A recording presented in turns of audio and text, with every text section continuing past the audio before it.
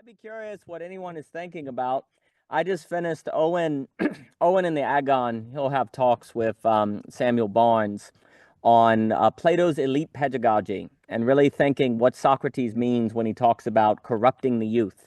And what exactly is Mm, that, and why is that a threat to the social order? But if anyone has a topic of interest, please throw it in there. mm.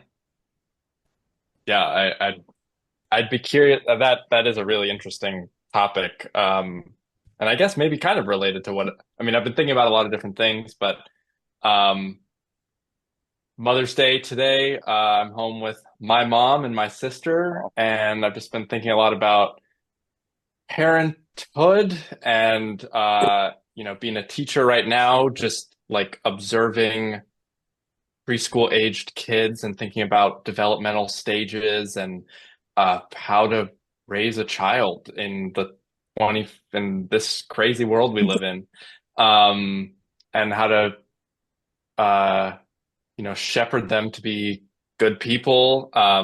Today, I was at church and uh, we both read and sang Psalm 23, which is all about being a good shepherd. And my pastor invoked this really interesting, it's a Hebrew word. I think it's pronounced like Yetzer, which basically translates to like helper. And in the Bible, like, um, he was talking about how that word has kind of been corrupted by like the church to mean like women should be helping men and be like subordinate to men and, all these things. But what it really means is like to be with someone in the depths of their shame and to like see them for who they really are. Like he was talking about when Jesus like invites Peter to have breakfast with him, like at the end of John, and like this is like, after Peter denied him 3 times, was like a terrible friend, right? And Jesus like still invites him in. And I've just been thinking about that with respect to like kids because, there's a lot of like just in my work, like a lot of little instances of like just like bad behavior, like kids being kids and like being mean to other kids. And there's this one kid in particular who's like, his mom has had to be called like 3 times in the last 2 weeks to pick him up early from school because he's just saying like really hurtful things to other kids and like, making other kids like be genuinely terrified of him. Um, and like it's just interesting because like on one hand, some of my colleagues are like, he really should see a child psychologist and like we don't have the resources here to like give him the one-on-one attention he deserves, which like I totally respect and like value that opinion, but it's like I can also imagine as a parent like your kid's 5 and they're doing these things and it's like, is this just a boy being 5 or is this like a bigger concern, right? And like to essentially not institutionalize necessarily your child, but to like bring in a professional that like now makes this child aware, like, oh, like there's something like wrong with me, at 5 is like a pretty damaging thing to feel. And like, could that have more harm than good, um, and yeah, I mean, I wonder what the right approach is. Like, uh, is it Is it something like that? Is it like finding him a Socrates to corrupt him instead of just trying to like find some kind of, I don't know, like CBT behavioral approach to like, you know, course correct him and have him be socially appropriate?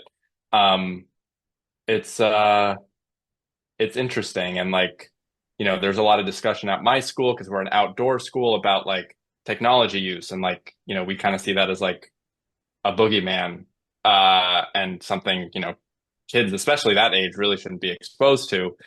Um, and so, just thinking about like how to raise a child in an environment where like play and exploration and connection really is like, incentivized and prioritized. And um, what it, yeah, like, that the things that we allow our kids to do and to be exposed to, that is actually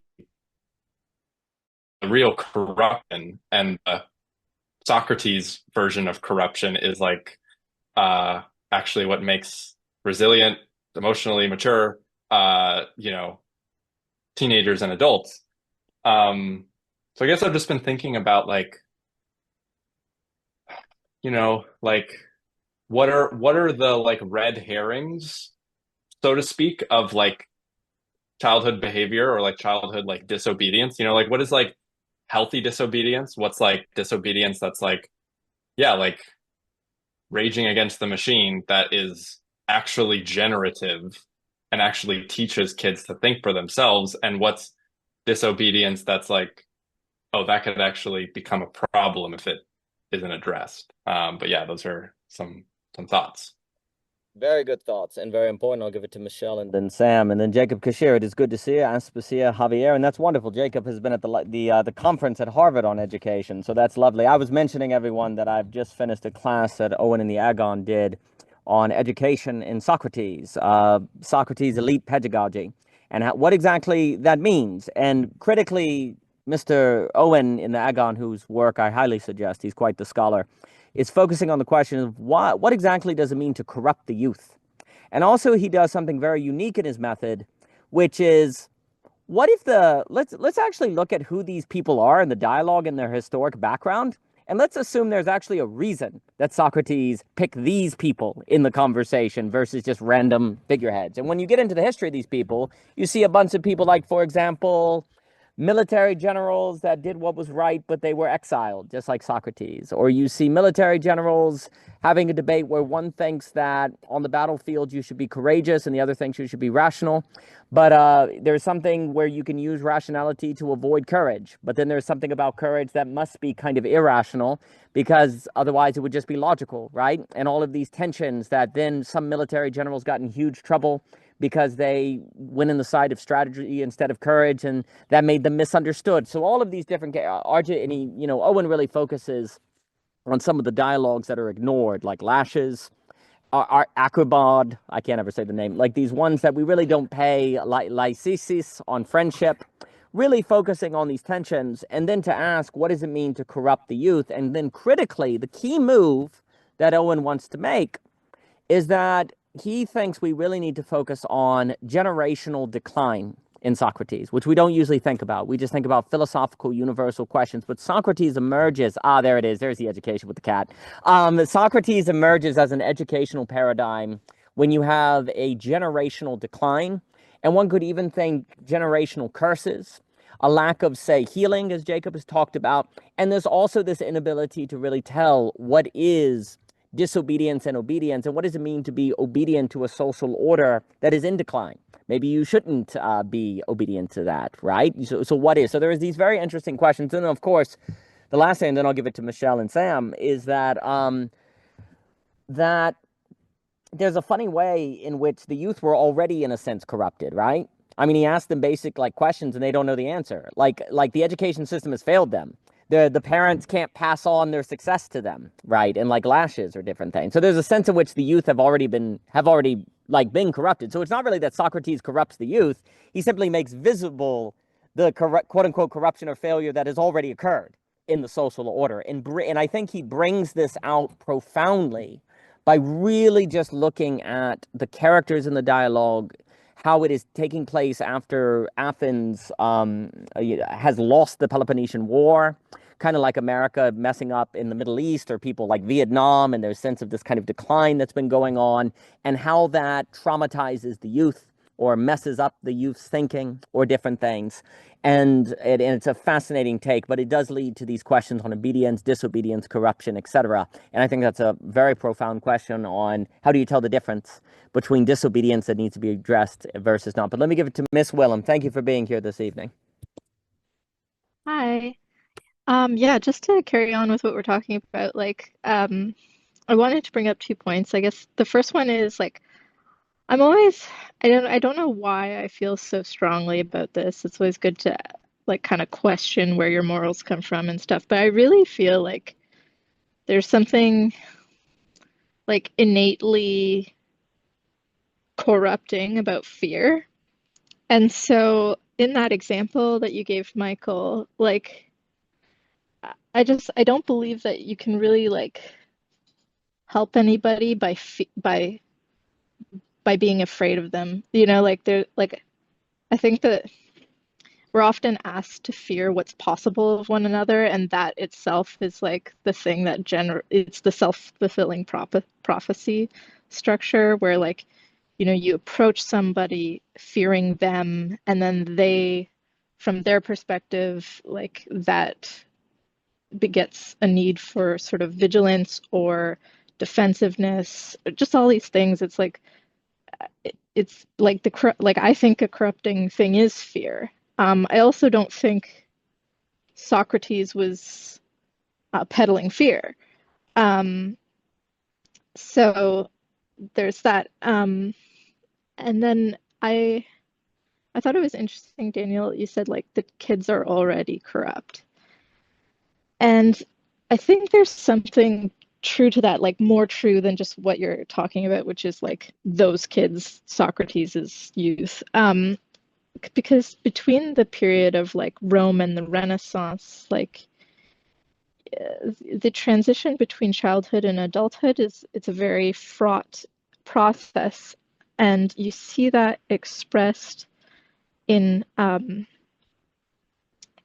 myths like through lycanthropy, through I've always come back to this one text, Dreamtime by Hans Peter Jur. It's the only piece in his oeuvre which has been translated to English, and it's an anthropological text that looks at lycanthropy, wild hunts, like not rituals, but I guess festivals, and things that were occurring between say like 300 and like 1400, like those years. And you get all these myths of wild men who will turn to wolves, packs of youth, like where between the ages, say for 7 years, between the ages of X and Y, certain men will turn to wolves, and or in other myths, like they drink the milk of the iron nipple of the Titan wolf, and they turn to werewolves, and say if they go all of that time without killing another human being, they may be readmitted into society, and they'll be like sort of like Enkidu is a tamed wild man. They return to society, and they take up a more of a mantle of responsibility in society because they left. And there's also like a morality around this, like, you know, like the only way that you can judge society is by stepping outside of it, and the only way that you can step outside of society is by becoming wild. And I think this is interesting because I think there's something there just about the transition between childhood and adulthood where like there is like this maybe like Odyssean like leave, battle, return structure. And I mean I'm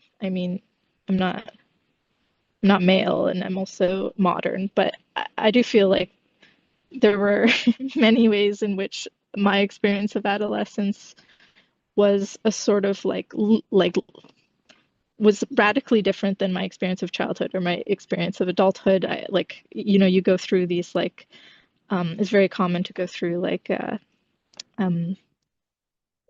atheist phases when you're an adolescent. So it's like, are the kids already corrupt? Maybe like corruption, there's a certain corruption that is like just necessary or like unavoidable to that like season of our lives.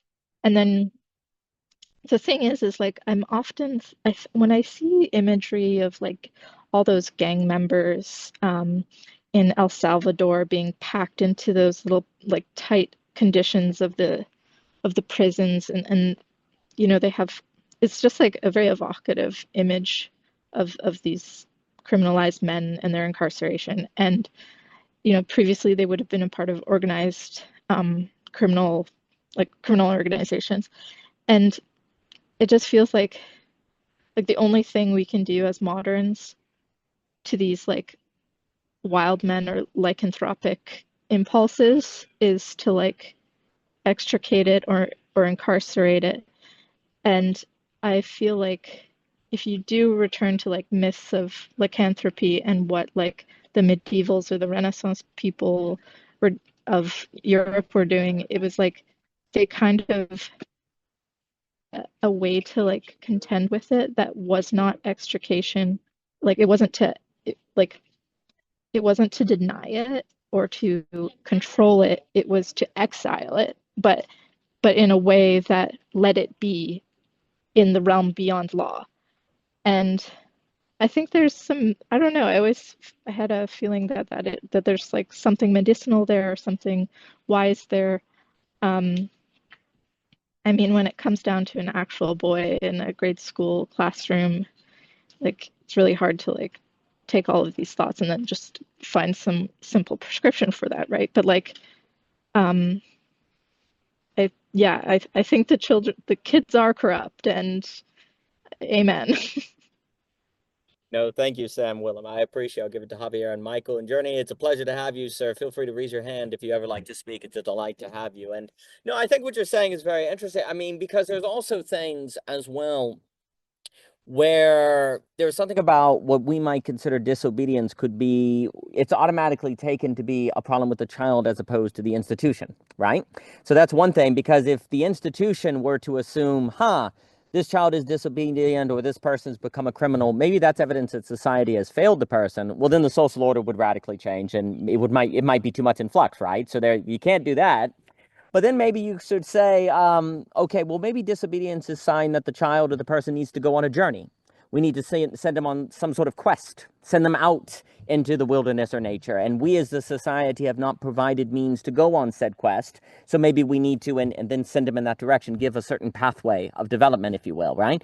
Well, society doesn't have those. So instead, you find out how can you keep them in the social order, but also not in the social order while in the social order, right? So there can be the disobedience, there can be the problem child, there can be labeling, there can be prison, there can be all of these different things, right?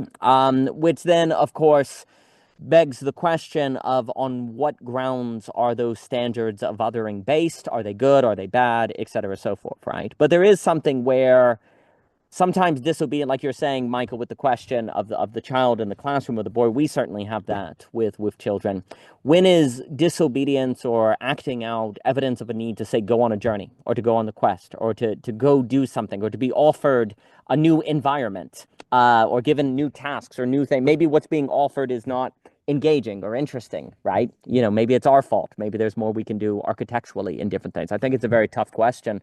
I think also what's interesting too with the Socratic sort of context, I was speaking with Owen on the idea, I am quite a fan of Generations by Neil Howe and William Strauss, which is the generation theory of history. And that's where you hear the fourth turning idea. I really like the 1994 original book because it's academic and it goes to these case studies to show that history really does seem to follow first turning, second turning, third turning, fourth turning logic. And the first turning is kind of the visionary, religious revival, new ideas, and it kind of emerges. Then entrepreneurship. Then the second turning is the entrepreneurship, building based on the vision, creating the new social order, and it tends to be a sort of ascension. The third turning can be decadence, the children of the people who created the social order, so they're sort of enjoying the fruits. And then the fourth turning becomes the nihilist, the children of the decadent who have lost hope, and that tends to lead to a war or some sort of crisis that then there's a clearing, if you will, and new visions come in and the cycle gets going over and over again.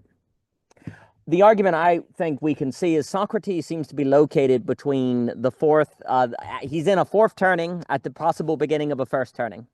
And the question is, for most of history, fourth turnings transition to first turnings basically by a forcing function, some sort of crisis, some sort of collapse, right?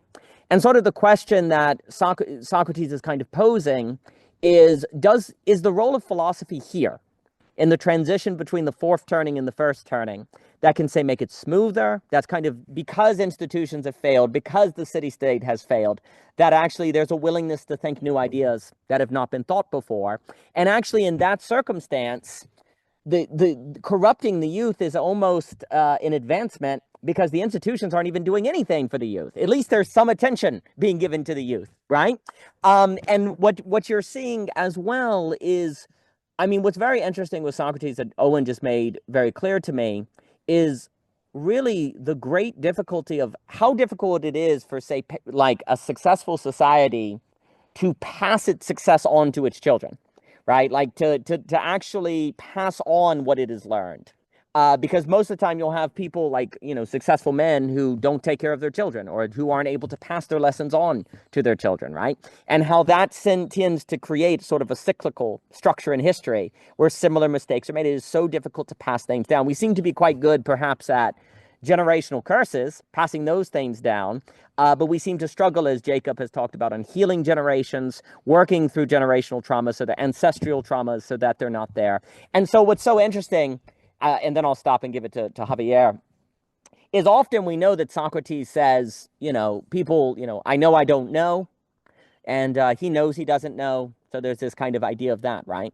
Well, something that's coming out of Socrates as well is that they're constantly asking, why is Athens successful? Like, why have we been successful and not other parts of the world, right?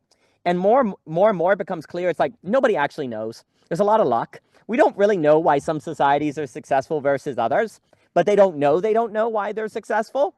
And you see, the reason why that's important and it comes out is they don't know how to transfer their success down to the youth. If they actually knew why they were successful, couldn't they pass it down? Couldn't they kind of move it on? But in the same way that Socrates is like, I know I don't, you know, people don't know that they don't know. Likewise, societies don't know that they don't know why they're successful. And that's actually just repeating over and over again. We tend to claim that we know how to make functioning societies. We tend to think that we know, but it's more just a luck of the draw. And you could frankly argue that I think the more we go through history, the more the transition from the fourth turning to the first turning, it becomes more and more important to like be intentional about that versus stumble through it. Because you could argue now we have nukes. So maybe in the past you could have World War II or something and make the transition just because the world didn't blow up. But if now the transition needs to be more intentional, then we actually need to really think, how in the world do people thrive? Which, of course, the reason, so another way to, that's why he's asking, what is the good life? Like societies don't even know how they, like in societies not knowing how they're successful, they just kind of rationalize afterwards. It's similar for us not really knowing what the good life is. We just kind of rationalize later. And that's no longer acceptable. And so Socrates is basically saying we need a new pedagogy. We need a new education, which is appropriate for the work Jacob has been doing. We need an education that can think the transition from fourth turning to first turnings, which we have not. We basically educated first turning to a fourth turning, but not in the transition, because that's when institutions fail. That's when it's not clear what you need to think, and people need to become their own internal resources, and that's not clear. And then I guess would be the point. What do we do with people that try to pioneer that thinking? Well, we make them drink the hemlock. They're the disobedient one. They're the one in prison. They're the ones that we call disobedient. So how do we tell the difference between disobedience like Socrates that we actually need for the transition versus disobedience that really needs to be addressed, and how? I think that's a very severe question, an important question. But let me give it to Javier Rivera, Michael, and then Michelle. Javier Rivera, good to see you this evening, sir. Yeah, good to see you guys. Obviously, I'm on the Aristotle train with Jockin. This talk about the corruption of the youth, just that term, the concern of the corruption of the youth, already implies that we agree on this end of good education for the youth. We agree on this end. What we're having a problem with is the means of attaining this. Sam, if I'm going to kind of recapitulate here, Sam is saying something like the means would be like a quest, a kind of outside of society kind of quest, if I'm understanding. For your recap of Jacob Kashir's, it was like healing, ancestral trauma. So these are the proposed means And then also, Daniel, you seem to be proposing um, we need to be able to think. Actually, we need to be able to really think when we are in this state of well-being. Um, I guess I have questions about the limits of agency because I feel like this is what Aristotle's bringing to my question. Um, so when we talk about educating the youth, Aristotle says something very interesting about children, which he says children, and he doesn't give an age specifically. I'll let Jockin add if he can add. He says children. He actually says children can make choices. So I guess this is why we have concern about educating the youth, because choices involve reasoning and deliberation. Um,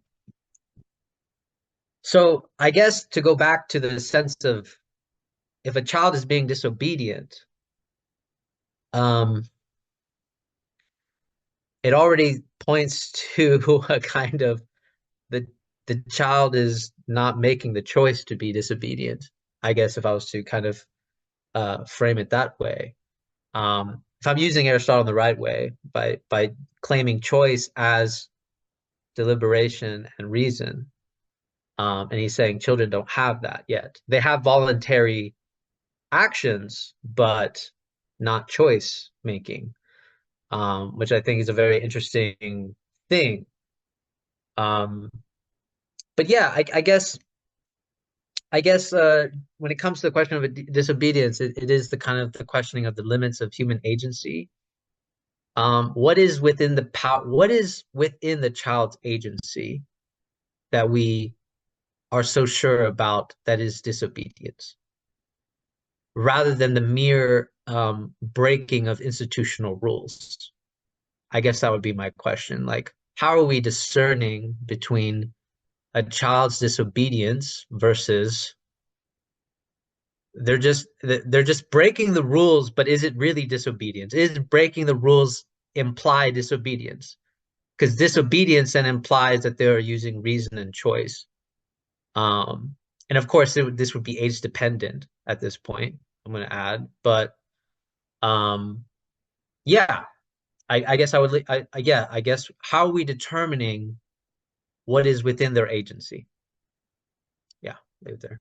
No, that's a tremendous question. I mean, there's the question of the I don't know if you can see it. The sunset's actually quite pretty. Oh, you just kind of get a glare. Kind of a little bit right there, actually. So yeah, it's quite lovely.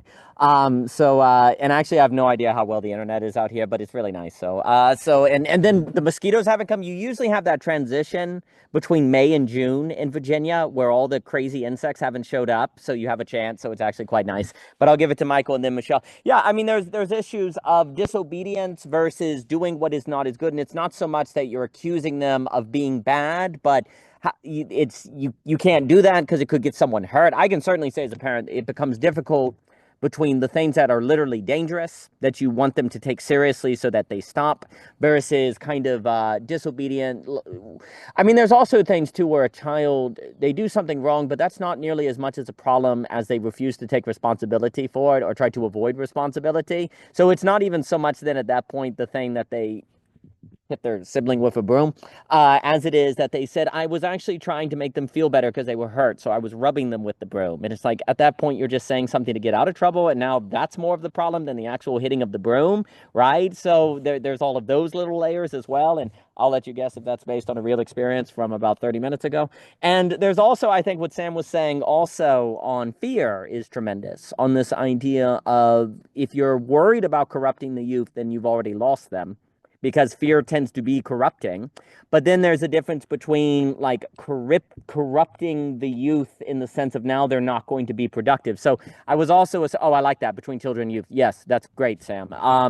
Because I was also thinking Socrates in corrupting the youth is almost like Robin Williams in the Dead Poets Society. You know, if these kids take seriously poetry and Wordsworth, they're not going to have a good job. And there is this, I think that's very important, and I think we mentioned that last net, is that we look at Socrates like, how could they get mad at Socrates for corrupting the youth? What's such a problem? Oh man, we get mad at teachers for convincing kids to be English majors all the time. We get angry for the teacher that makes you interested in philosophy because now you're not going to have a future, right? So it's something very similar to that, where Socrates is making kids interested in ideas, and now they're not going to be practical citizens and they're annoying their parents, right? So, you're corrupting them in that sense. But then Socrates is like, well, older generation, you're not really passing down your virtue. In Lashes, we see kids are like, because my parents won the war, there's no way for me to cultivate courage, or there's kind of a lack of passing down the virtues. But of course, we have the problem of you can't really pass down virtues, right? In the same way, you can pass down assets, but I can't really pass virtues to children. But can I create environments that incubate virtue? How do you do that? What does that look like? Et cetera, so forth, right? And maybe what we call disobedience is a failure for us to create environments of incubating virtue. So just questions, but I'll give it to Michael and then Michelle. Michael, please. Yeah, I just looked up like the etymology of obedience. Whenever we're doing a deep dive on a word, it helps me to be like, what are we actually talking about? And it talk like kind of where the word originated was like submitting oneself to someone, something, right? And so I think the like big, I guess this is where the wisdom of discernment comes in, is like if you have a normative standard of obedience, who or what do you want your children or youth, whatever, to submit to, right? Because if it's like the capitalistic money-making machine, then you'll see disobedience as someone reading, like I saw Javier posted something on his Instagram about like people stopping him and being like, why are you reading Ulysses for fun? Like that's so absurd. Like that their idea of what someone should be obedient to is like anything that makes you money, right? Or anything that's like purposeful. But if you have like an idea of obedience as like submitting to your parents while you're a child that, that doesn't have like the emotional regulation or like the rationality to be able to like make their own decisions, or submitting to, God or the virtues or whatever, like then your paradigm for judging obedience, and I realize maybe that's not even the right word, because there's like morality that's kind of charged in that of like right and wrong. But yeah, so I was just kind of thinking about that of like, obedience, what you have an idea of that in shepherding someone towards like the good life of like what they should be submitting to, then certain things that might be deemed as disobedient by someone else, you might be like, oh, that's exactly what they should be doing. But then there's also things where it's like, yeah, if there's kids at the school that I teach at all the time that like will call other kids babies, and then it will make some other kid cry, and then you'll be like, and then they'll be like, oh no, but I was just like saying that because I think they're really cute or whatever. And then and you're like, you're totally ducking out of responsibility there. And that's like an obvious problem, because, if that goes unchecked, then someone will just kind of live their whole life with no shame or guilt or whatever. So yeah, it's just kind of interesting to reflect on like what we feel like the youth should submit themselves to, I think is like a really important kind of society-wide question to grapple with. That whole coming up with a quick answer when you say don't, oh no, it was because I thought it was cute. That may be something that we're familiar with. And you got to give credit to the creativity. That quick wit out of nowhere. It's like, oh, I was saying that they're like a baby because they're cute. I mean, it's amazing, right? No, I think that, and I'll give it to Michelle and Mr. Jockin here. No, I think there are many tensions with that, because there's also too where, like if you call someone a baby, they may just drift away, because there's also like getting in trouble, and then the dynamics where acting certain ways are dangerous, or people will just kind of stop talking to you, you're drift, and you don't want that to occur. And there's also an idea that if you don't define right or wrong, it's not necessarily right or wrong in some contexts is not based on transcendental values or something like that. It's what works in social settings and what doesn't, and what tends to have reactions that are not good versus not, right? So you're trying to also be aware of those social dynamics, and it's also not good to not take responsibility, right? Like if you said that, then say sorry and don't do it again. But then if you're avoiding responsibility, that's not good, because there's something very important. And I would say taking responsibility is actually tied to courage, because it takes courage to take responsibility. So actually not taking responsibility is tied to facing fear, right? And you want certainly people to face fear, because there's something corrosive about fear and different things. But I think those questions you're asking are very important. I'll give it to Michelle and Mr. Jockin, and then if anyone likes to speak. Michelle, please. Great to see you all. Great topic. I think about it literally all the time, especially in having 4 children. I feel like navigating behavior is a whole lot of what it looks like to parent and to be a mother and homeschool.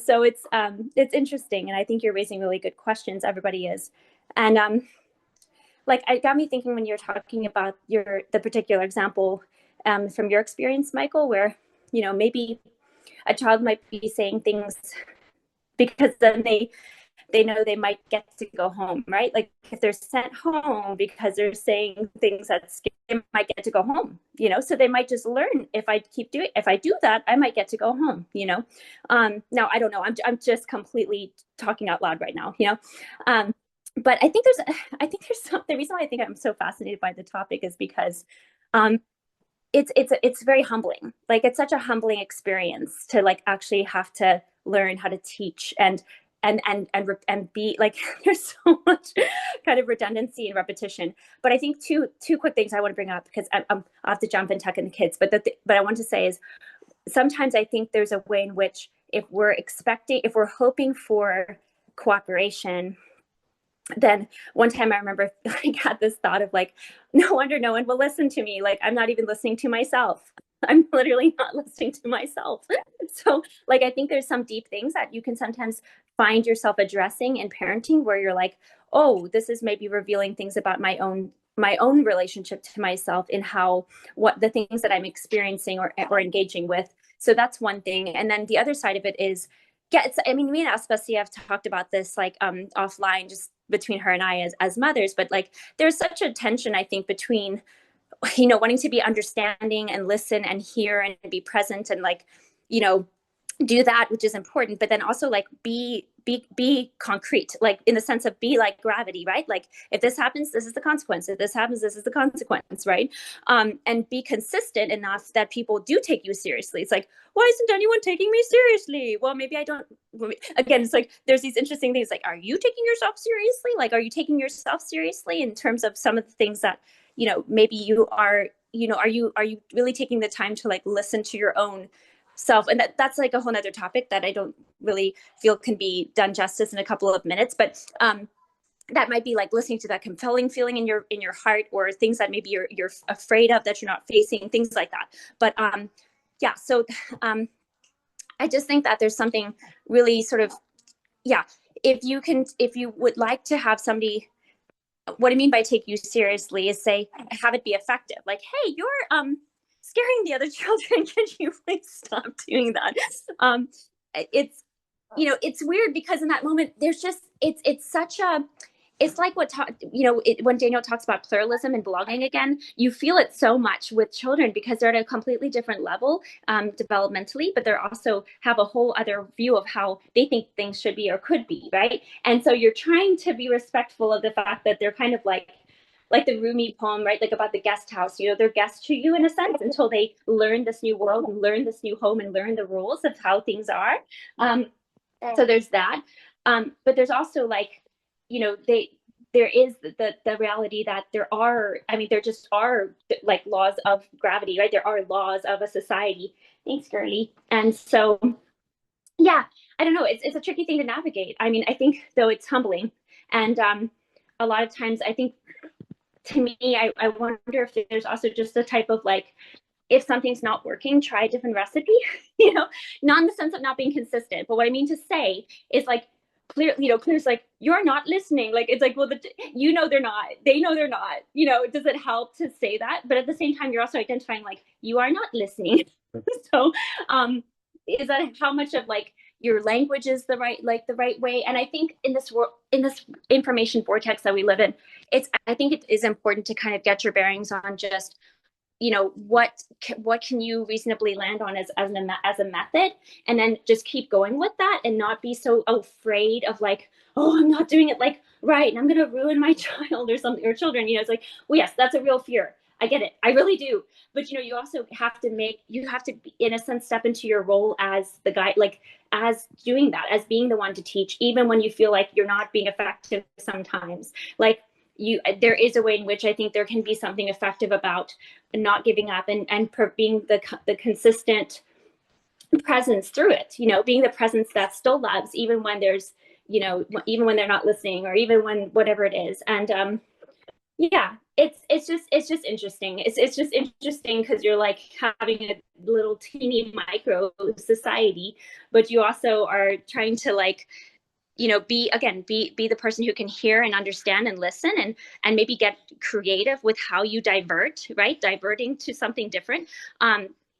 But you also are there to be able to say like, yeah, these are kind of the terms, and they're terms for me, they're terms for you, they're terms for everybody who's in this environment, so that we can that we can actually like learn and not be having to kind of get tripped up on stuff that we already know, or we know how to do that, right? So yeah, those are just a whole smattering of thoughts there, but it definitely is to me, it's like it can't be talked about enough in terms of relating it to like praxis and also philosophy, because learning and teaching and understanding what's the right thing to do is it feels very difficult, because also what works sometimes with one child doesn't work with another child, and then you have to be in that place of like not comparing, but realizing that, okay, how do I be consistent, but also gear things toward different types of children who one clicks on this and the other clicks on another thing or whatever. So anyways, I'm going to jump off now, or not jump off directly, but like I'm going to mute myself. But it's great to see you all, and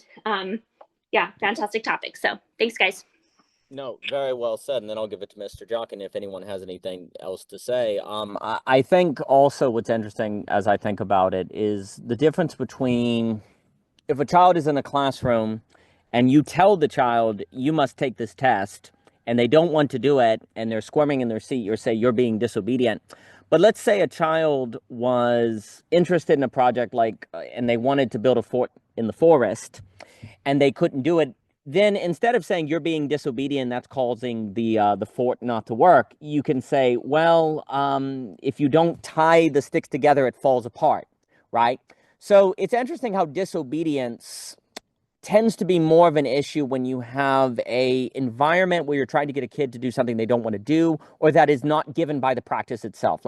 So for example, you don't really talk about if I'm fixing a car and I mess up the engine. It's not because I was disobedient. It's because I didn't know what I was doing. I didn't have the right practice. And the failure of the car to work tells me I was quote unquote disobedient. I don't need an authority to say I was disobedient. The car is not working, right? And I want the car to work. And so there's a natural sort of feedback loop between, what the thing is and me having to change my behavior and action to make that thing occur, right? What's interesting in a classroom setting, especially for younger kids, is that it's kind of, first off, the teacher knows the answer, or they know they're setting the schedule, and the classroom doesn't say give a feedback in its facticity that the child has to adjust to, right? They basically like an engine won't work and then it's not working, it gives a feedback that the kid needs to do something different, or the person, right? A classroom's not going to give you feedback on the behavior you need to change to, right? And it's also not even clear what the result is by the classroom and its classroomness of what you should be doing, right? The teacher tells you, and the teacher tells you when you are in a process that's in alignment with that goal, right?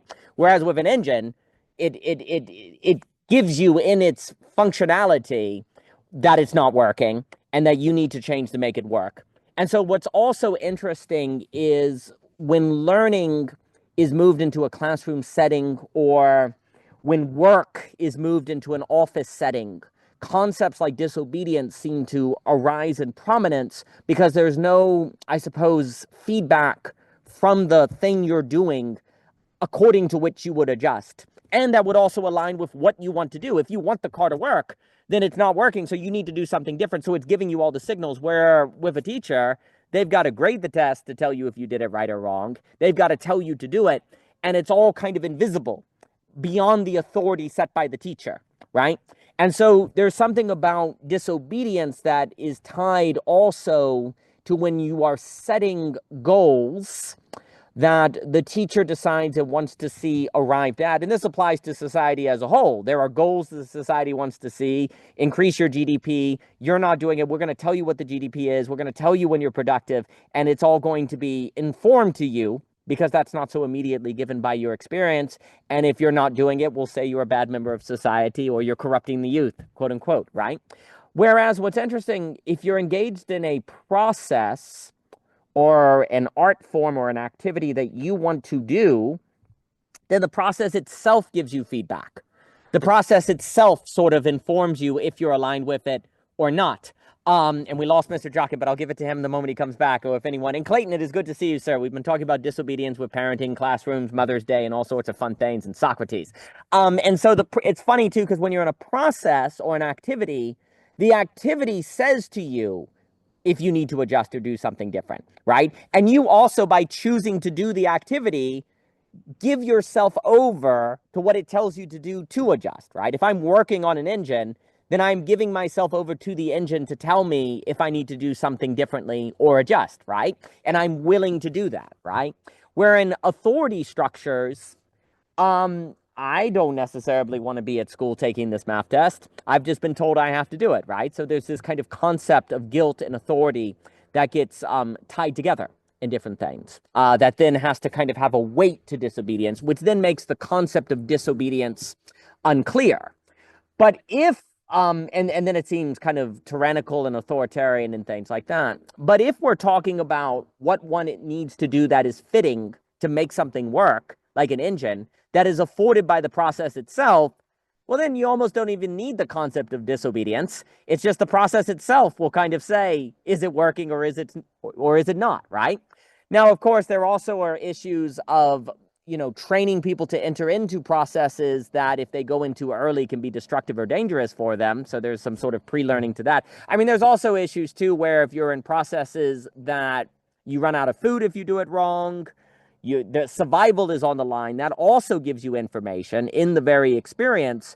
But if we're outside of those settings, which often we are if we're trying to learn technical knowledge or abstract knowledge, then there has to be an authority to tell you if you're doing it right or not, or if you're doing what you need to do. And I'll give it to Michael, because the feedback loop is not immediate in the facticity, which then creates all of these questioning dynamics. And then how much then ends up happening when we think about guiding or teaching in different things? Are we bringing it from a classroom construct, which is mostly dealing with guidance and abstractions that are not given by the environment, which is not the same as an environment of which then there'd be feedback in the facticity to help the person involved to condition themselves or adjust, right? And maybe the issue is that maybe the problem is in society, and I think Socrates is pointing to this, maybe in society we've gotten kind of lazy, where we're not very creative and we can't think of environments or processes that children can be part in or that we can be part in that would have the feedback loop part of it.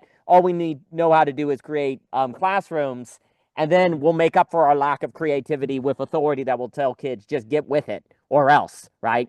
Maybe there's a sort of lack of creativity that we're trying to make up for by pushing things like authority or disobedience. But let me give it to Michael here. Michael, please. Yeah, I think those are all really interesting thoughts. And if Thomas comes back, I'll definitely give him the mic. But yeah, it's a really interesting dance of like, what I'm hearing through this conversation is like the kind of dance of being a parent and a teacher is how to balance kind of imposing certain standards, normativity, like certain things that you as the teacher or the parent, believe is valuable to, to pass on, as we were talking about earlier, to pass on to the next generation, but also to allow the child to have an embodied sense of what that is themselves, as opposed to just kind of externally having that imposed upon them. Because then it's just another task, it's just another chore. The child's going to develop like an antagonistic relation to it. They're going to develop an antagonistic relationship to you, and then they're going to become like extremely anti-authority and anarchic to the point where like, I feel like that's how you produce atheists. It's just like people who are just like so allergic to authority, even divine authority. And you don't want that. So it's like a really tricky thing to balance. And that's just been something that I've been observing a lot. It was interesting. I was just having a conversation with my family today, and we were just reflecting on like, the arc of parenthood and like all these different stages. And my mom was reflecting of like how it basically feels like you have to reinvent yourself as a parent through like all of these developmental stages. Because especially when the child is like young and developing, it's like they're what worked yesterday doesn't work the next day. And like what they're interested in one day is not what they're interested in the next day. They're developing new modes of relating. They're developing new, personality characteristics. And I was kind of just like joking with her. I was like, I'm so thankful that I'm not a teenager anymore for so many reasons, but principally because I was just a riot as a teenage son. Like I'm glad you don't have to deal with me anymore. And I just kind of had this insight where I'm like, I feel like what I was acting out, like the source of like most of my acting out was this belief that I could handle more autonomy than I actually could. So like I was like 15 or 16 or whatever, and I thought that I had the keys to be the master of my own ship, and like I could handle the world and I could make rational decisions and all these things, that it was like so clear that that was not true. But I didn't want to admit that to myself, and I didn't want to admit that like my mom or someone else actually knew best, right? Because that's like humiliating at that age, especially as a guy, right? You want to believe that you're like super independent. And I think that's what so much of conflict I feel like between parents and children is, even into adulthood, is like when the kid really wants to take up responsibility in their life and have ownership over their life, and the parent kind of has to recede and allow them to make their own mistakes. And for the kind of interplay between like taking courageous steps and then realizing the gaps in your knowledge, the gaps in your like the blind spots you have, and then having the humility to go to, it doesn't have to be your parent, but like to go to like a trusted elder maybe, to seek guidance and to seek wisdom. And I think that's like that's kind of a perennial tension, and like a perennial kind of dance that we all have to play as people. But I think it like is really heightened in the like kind of pubescent age. So yeah, it's just the dance. Like I remember hearing this quote, I think it's from Lao Tzu, where he's like, true leadership is like leading people, but having the people feel like it was they who were leading themselves. So it's like kind of this like invisible hand of leadership, where it's like you're still doing something, but it's almost like no one there realizes what you're doing. And it's like this like process that you're facilitating, that they come to realize greater faculties within themselves. But But yeah, I'll pass back. It's been really great.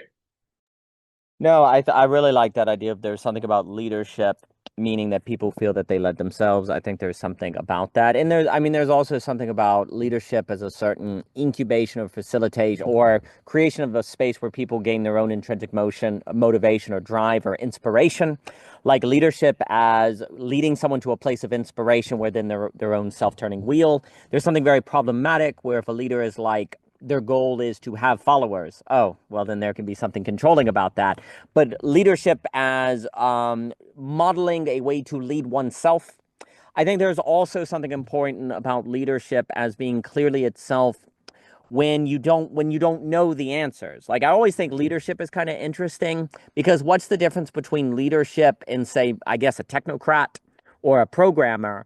Well, a technocrat or a programmer, they just know the answer. They look at the information and say, well, this is the most rational thing to do. Let's go here. There's something about leadership that I think becomes clear when rationality alone cannot give you the right answer. Like you can't systemize the right answer because if rationality could, why do you need a leader? Why do we need that, right? We can just look at the right answer. 2 + 2 = 4. Okay, I don't need a leader for that. There's something about leadership and the lack of knowledge, the lack of rationality that seems to go together. And it would seem as if there's something about parenting that is actually the equipping of children with capacities to be able to handle when nobody knows the answer or the answer is not clear. But then, of course, the problem that can be very problematic, though, if parenting, say, for the last generation has saw itself as making sure their kids follow the 9-to-5 track. There's like a clear path, and it's like, oh, making sure my kid goes to college and gets a good job. That's what a good parent is. Well, if actually there's something more like leadership in the sense we're describing with parenting, that has been a problem.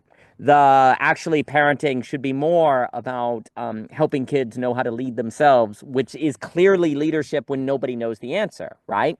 So helping kids plug into a preset path has been a kind of opposite of parent as leadership. And the reason I also bring this up is because to go back to Socrates, there is something about the decadence of the third turning that tends to lead to parents thinking about parenting as making sure their kids follow the social contract, do what they did to get the decadence, the success, and going in the same path. There's a desire of the parents in the third turning to make sure their kids do the same thing they did. But of course, the problem is by then it doesn't work anymore. But you've already gotten the fruit. You've squeezed that out, and now you're in the fourth turning when the institutions start to fail, the corruption is there, and you can't do what the parents did, right? So it's incredibly important in the third turning that the parents are, in fact, teaching leadership. Like it's the most important to be teaching leadership in the way I'm describing it in the third turning. And that historically is exactly when it is the least likely. That is exactly when it is the least likely. Because also, too, like if you're the parent teaching your kid to say, operate when there's an unclear social path or to think for themselves, and all the other parents are, teaching their kid how to get into Harvard or something like that, then the neighbors, when they ask, what are you doing? And you're talking about doing it different, you're going to feel irresponsible before the judgment of your neighbors, right? That your kids are doing something different or you have a different idea of what success is. So there's been a social reinforcement of parenting in the third turning that has a repetition of the old ways of doing things that then, well, the irony then also, and this is why, and then I'll give it to Michelle, the dialogue of Atribides, I believe, is so important because in Atribides with Socrates, he's wealthy, he's successful, he's got it all, and he's not happy. He's lacking, really, and almost in a Lacanian sense, right? He actually followed the 9-to-5 and he really succeeded, and yet even he has been let down in a way by the society, right? So you have two things that happen in the third turning. I know I keep referencing the third turning because I really like thinking that with Socrates, is that in the third turning, if you succeed, there's also a problem. But then if you fail, there's also a problem. And the educational paradigm is addressing neither, really. And that bleeds into parenting. And it's addressing neither. And I think that, and then of course, if Socrates is correct, basically, this mistake has not been thought. It has not been taken seriously, nor has society actually been designed not to train people to repeat this mistake over and over again through the generations. But let me give it to Michelle and then Javier. And then again, if anyone would like to speak, just raise your hand. Michelle, please. Yeah, that was all really great. And I do think that's a common tension, Michael, that you're talking about with like who knows best, right? And a child and a parent sort of having to dwell in that tension place. And I love the quote too about like leading in a way that makes the person feel that they were the one leading. I think that it definitely gets into questions of, yeah, I mean, modeling can really be great for that, right? Where it's sort of leading by example.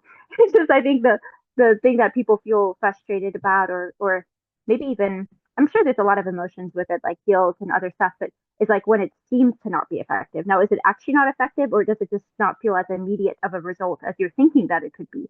So, you have to kind of slow down and think through that. But just one thing I was thinking about with, uh, it seems like there is, I don't know, I was kind of thinking about, Daniel, when you've mentioned like fields before and stuff like that. I do think there is a way in which creating certain fields is important when it comes to dealing with not only with children, but with just people around you, right? Where you, they often say like, be calm, like be your child's calm, which is so true. Like, yes, you should be calm because it can help them to kind of calm and be able to calm down and think through what they're actually doing, or what they're feeling or thinking or saying or whatever. So I think that's really true. And I think there's this kind of, just nervousness with the silence that actually you can see demonstrated in a lot of like parenting moments too, where it's like, it's a tension between, if I don't correct this, is it not going to ever be corrected, or should I just let it be and be the place of kind of calm reflection, so that they can reflect on it themselves. Like, I don't have to react right now. I don't have to respond. Not that I don't like stay present and available for that if need be, but like it's just kind of the react on react on react on react, because like if you have, it's interesting how we learn by mimetics, right, and by like just mirroring and all of that. And so what I find interesting is that the mirror effect is still at play even as an adult. So what's happening is like they're learning from you're or responding to you, you're responding to them, and you kind of have to be careful that it doesn't become some sort of like eternal regression, where when you put two mirrors facing each other, they just do that kind of eternal regression type of thing. And so it's interesting because it's I do think it's maybe the majority of the thing, something that can be a major help, I should say, is to just slow down. Like, slow down. Do you need to actually talk right now? Do you need to talk, or can you just be and be with that, even though it feels uncomfortable and challenging and difficult? And maybe like something that I've been thinking on like a very practical level as a parent is like make myself have to say something, or in my head, not out loud, but like have to actually talk with myself or do something. It could even be something random, like go draw a smiley face on a piece of paper. I mean, but like to actually get yourself to slow down before you feel like you have to respond or say something or interject. It's like just take the time to slow down, because it may reveal itself in terms of resolution, or in terms of giving your children the ability and the time to work things out themselves, which is a very necessary skill. But yeah, anyways, I just think that those are some things that were coming to my mind too, in terms of like how to maybe create a field that then can create the environment for like conductivity and cooperation, not for the sake of just like blind obedience, but just because we do need to cooperate with each other. Like if we are all here, and why are we here all listening to each other? Because we care, and we're here to try to facilitate a conversation, right? So there is like a need for cooperation. It's just that it's also, we can't demand cooperation when we're not, allowing ourselves and calming ourselves enough to create a field for it too, So anyways, yeah, just wanted to say those things. Well, that's very interesting, because as you're saying that, and then I'll give it to Javier, there is something about the silence, the listening, because there's this question of agency and how much agency is there. There is something about slowing down that communicates agency. Like if I react too quickly, or if I reply too quickly, or if I just react, it kind of embodies a certain lack of agency, that we're just at the mercy of cause and effect, right? Causality, right? Whereas the ability to slow down suggests we have a say when speaking occurs, that we're not just at the mercy of what we hear and that we have to reply to it, that we actually can make a difference, right? Whereas when we speak, the feeling of listening to words doesn't necessarily communicate agency, which is kind of odd because it seems like agency, but actually it just feels like happening, right? You know, you're kind of in the wave of something that's moving already, right? But if there's a stopping or a pause or a looking at the child, or even just I'm not denying that I feel anger right now, but I'm not going to let the anger necessarily control the reaction. There's a certain modeling of agency. And if so much is actually agency is part of the question, some sort of modeling of agency, because it seems like Javier has pointed out, it seems silly to be talking about disobedience if there's a lack of agency. But then there also seems to be a problem to suggest that there's no way to help it at all. And that can also be dangerous if we're dealing with dangerous things, et cetera, so forth. So what is it in the conversation act that would model agency? And it is very interesting that I think silence actually can model that more than words. That actually the ability to pause can model and signal agency.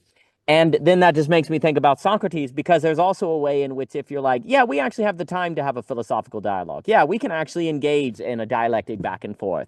That actually kind of says we have agency, because we're not at the whims of just the market. We're at the whims of social pressures, right? We actually can engage in a philosophical dialogue. There's something about that that is modeling agency.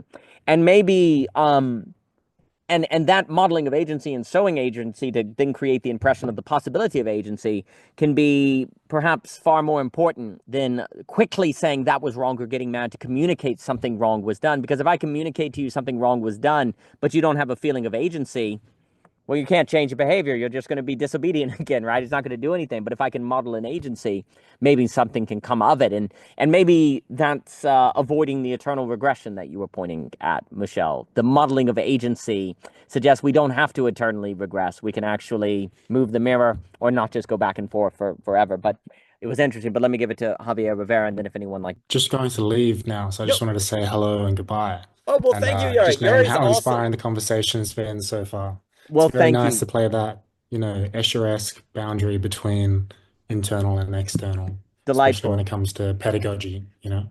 But anyway, catch you later. Thank you, And Journey. it's a Journey. good time to even come along. This is the first time that I've come along to one of your calls, bro. Well, Anyway. it worked out. We're at 8 o'clock at night. It worked out. Well, Journey, thank you for being here. Journey is outstanding, and I appreciate you coming. Thank you for jumping in, sir. It's a pleasure. And I'll pass it to Javier Rivera, Mr. Rivera. You said something interesting, Daniel, about, I realized that when you brought up the example of the engine, so I think what we end up spending a lot of time doing, or parents a lot of time they spend doing, is there is no deliberating about facts, right, with children. So, for example, most of the time, I think what parents end up spending time with children is that they're trying to teach them we don't deliberate about the facts. You put your hand on a stove, you get burned. You run in front of a street, you get run over. You could get hit by a car. We don't deliberate about facts. Now, we can deliberate about, perhaps have discussions about, why were you late to school today? We can have discussions about that. We can't have discussions about things that have very clear translucent natures to them. If you didn't tie your shoes, you could trip and fall. If you don't hold the scissors the right way, you could poke someone, you could hurt them. This is just teaching them the nature of the object itself. The nature of the object is sharp. The nature of your body is soft. You could get hurt. So I think a lot of what we consider as moral teaching is really just teaching them the nature of things. But to me, where the real moral grips come into is when it becomes obscure, when the child is able to debate with you about, why should I make my bed? Well, now it's not very too clear, right? Because now it just becomes like, maybe the parent just likes a neat bed, right? So now we start getting into that fuzzy territory. But I think that is part of the deliberation process, but also at the same time, I think, to me, it's starting to become clear that a lot of the dangers that we want children to avoid are very clear we know the nature of things, right? But when it comes to this thing about the classroom, as a society, we decided that it was a means in which we could educate our children, and that was the agreed upon means. That was a deliberation that we came to as a society. So before we say that children are being disobedient within this context, we have to ask, is the disobedience actually a proof that the environment is insufficient as a means to educating the children? Because we are talking about the aim and the good of the education of children, which is the good that we agreed upon. And so any classroom structure, orientation, teacher, so on, is means that we agreed upon. And we have to ask, are they longer any sufficient?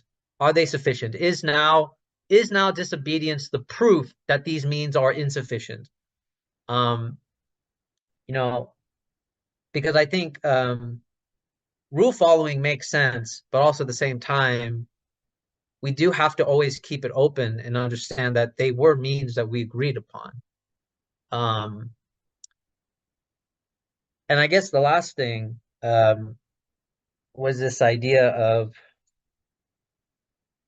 oh yeah, I have this, the story about the army, where it's like, in the army, I was always surprised about leaders that were just willing to punish anything. Like, you just broke the rules, that's it, it's done. A soldier was late, they're doing push-ups. And I was always the leader that was like, why don't we ask why they were late? You know what I mean? Like, I was like, why were they late, And you come to find out, and I see this in my job too all the time, where it's like, and I can give you a kind of like ethical example. Since I work at urgent care, so when people come in for STD checks, they don't know this, but if you don't have insurance, you're not only footing the bill for $240 just for self-pay, just for the visit. This is just for the visit. But my organization has shifted where they get the financial agreement when they already agreed to the visit, meaning that you could pay for a visit $240, and then you find out that it might be $500, $700 just to do the STD labs right when you already agreed to the visit. So that means that you'll probably decline, which means you're out $240 because you didn't know, because you didn't get the agreement until after you already agreed to the visit. So people make the decision to just follow that rule. I think it's ethically wrong to even let somebody even through the door. To me, I tell them like up front, I'm just like, look, you're gonna pay $240, and then also you're probably gonna pay $600, $700 if you decide to do this lab, And so for me, a lot of this ethical thinking now, or what seems like disobedience, is, I guess, just like there seems to be this distinction between practical seems to be what is obedience. No, actually, no. In this case, to me, it doesn't seem practical at all. To allow somebody to do that. Whereas rules versus practicability seems to rub each other the wrong way. And that's very interesting to me. Rules versus practicability. And then I know, I guess I don't mean pragmatism in that sense, but like, yeah, practicability versus rule following. No, that's a wonderful well, something as you were speaking that comes up is there's almost a way, and I keep going back to Socrates because I enjoyed Owen's class so much. There's something to Socrates that almost wants to say you can't be obedient, which is odd. in the sense of courage is not self-evident in your meaning. So even if you're obedient to courage, you'll eventually find that there's a point where courage is stupidity. Like it's stupid to run into battle without the right armor, right? Oh, you're courageous? Oh, well, you can't. So you can't really just be obedient, right, to courage or do what is, because also there's a way in which when we talk about obedience, in a sense, you could say that means to just do. Like obedience is a kind of to just do, right? So Socrates is like, well, you can't just do courage because there's a certain point where it becomes stupidity.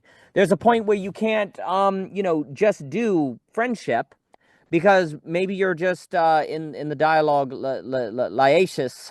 It's people like you because you're successful. They like you what you have, not what you are. Like your soul is the distinction, I believe, right? Well, here's the issue: you can't just like someone, so you can't just do the liking of somebody's soul. It takes work, it takes cultivation, and it's not self-evident what it is, right? You can't just be obedient to friendship because we naturally fall into the habit of liking what a person has or what they do for us as opposed to an end in of themselves, right?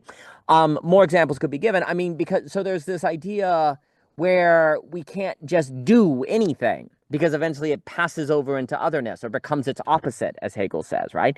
And then, of course, Socrates in the famous Erythro, is it good because the gods say so, or do the gods say so because if it's good with the kid who's gonna, throw his parent in jail, right? I'm just following the law, right? I'm just following the law. It's like, well, there's a certain point where just following the rules is unethical, right? Like you're saying with the following the procedure is unethical. So there's a point where being obedient to the law is not even is it even the law anymore? There's a question. Once the law is unethical, is it even the law, right? So there's a way in which Socrates is suggesting you can't be obedient. Like even if you're obedient, you're not actually obedient. You're following more. It's not really obedience, it's following. You're following the development. It's more developmental. We call it obedience, but it's more of a tracking. I suppose it's Socrates, after Socrates, as Vervaeke says, where you're pursuing, right? There's a way in which there's a certain pursuit that's going on. So obedience is a certain lower resolution of that pursual. That is extremely important. It has to be live. And it's kind of funny because we tend to, it's almost like maybe we emphasize disobedience so that we can, through emphasizing don't be disobedient, we can from that act convince ourselves that obedience works. Like if you didn't actually see that, wait a minute, when you're obedient, the system screws you. You don't actually get the job you were supposed to get. Oh, wait, you were obedient and you got screwed. Well, let's just emphasize disobedience and talk about what's not obedient, because if we look too hard on being obedient, we can see that that actually can eventually pass over into otherness, right? So you don't want that, but then it seems problematic to invite chaos, right? And I think that's part of the issue, is that people are like the choices between obedience and chaos. Well, in Socrates, it's like, no, following the pursuit of this form, this following the unfolding of the thought is how you can have order without totalitarianism. But then, of course, Socrates is suggesting that that requires philosophical subjectivity, which then the question is, can you scale that and spread that? And Socrates is like, well, we need a pedagogy that can, otherwise we can't transition between the fourth and first turning, and we end up in a lot of trouble. And the other thing I was going to say that's really interesting, Owen and I were talking, and it came up, it's like, is there actually, so, Socrates is killed in a courtroom, right? And when he enters in the Apology, and then I'll give it to Michael, he says, oh, I've never been in a space like this before. And what's interesting with Socrates is that spaces are logics. There are certain logics that a space brings, the agora, the market. So the idea of the courtroom is it is the space of a certain logic that's kind of the opposite of philosophy, because it's the law. Verification. It's not pursuing a thought. We know the thought, we know the law, and we're going to see if you broke it or not, right? So it's very linear. It's very clear cut, right? So the courtroom is a place of a linear logic. What's so interesting is I don't believe there's a courtroom in the Republic. In Plato's Republic, I don't think there's a courtroom, and yet the whole thing is about justice. What's so interesting is that the Republic, and that's kind of interesting because the Republic doesn't have a courtroom and Socrates is killed in a courtroom. And it's like, what is justice is not actually facilitated by the logic of the space of a courtroom. Justice has to be arrived at by the judgment of the mean by philosophers and people like that. What ends up happening instead is we tend to up in a courtroom which is funny. I also think the room courtroom is funny because you hold court with people. A room can't be a court. It's like disembodied people. You don't really court a room, so that's kind of funny. It's kind of like not really people. It's disembodied. And it's just very interesting that Socrates in that is suggesting that justice cannot be arrived in the space of the logic of the courtroom, that justice has to be the pursuit of a thought. Well, that seems to be the Ivan Illich, as Matthew Stanley distinguishes between education and schooling. There's a way in which the school room can almost be a threat in the logic that it affords to the education that the Republic would be toward. Not every classroom, but of course, you know, if you don't have a courtroom at all, there could be danger. But it's interesting to think of, and then I'll pass it to Michael. It is interesting to think of if there's a utopia to the Republic, some sort of utopianism. It's the utopia of justice without the courtroom. Like that's the ideal. Justice without the courtroom. That could be judged by the mean of people through philosophy. And it's just very interesting to follow spaces in Plato. But let me give it to Michael, and then if anyone has any final things, please, Michael. Yeah, I was thinking when Javier was bringing up the example with the STD checks and kind of the invisible bill that, you know, like is not upfront to people and you know, is kind of like thrust upon them, and how he was like, you know, that isn't practical. Like there's something very impractical about that too. Obviously the the person coming in. But I was thinking of how institutions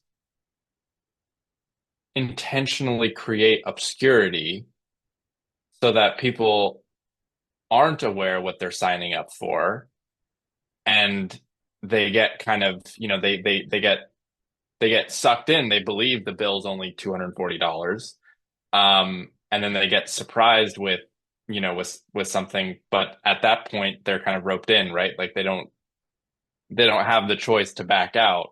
And that's like, you know, it's kind of like, you know, with these like these like 50-page contract documents that, you know, no one understands, and it's like purposefully designed in a way that no one can understand, because if people could understand it, they would know that it's a raw deal and they wouldn't accept it.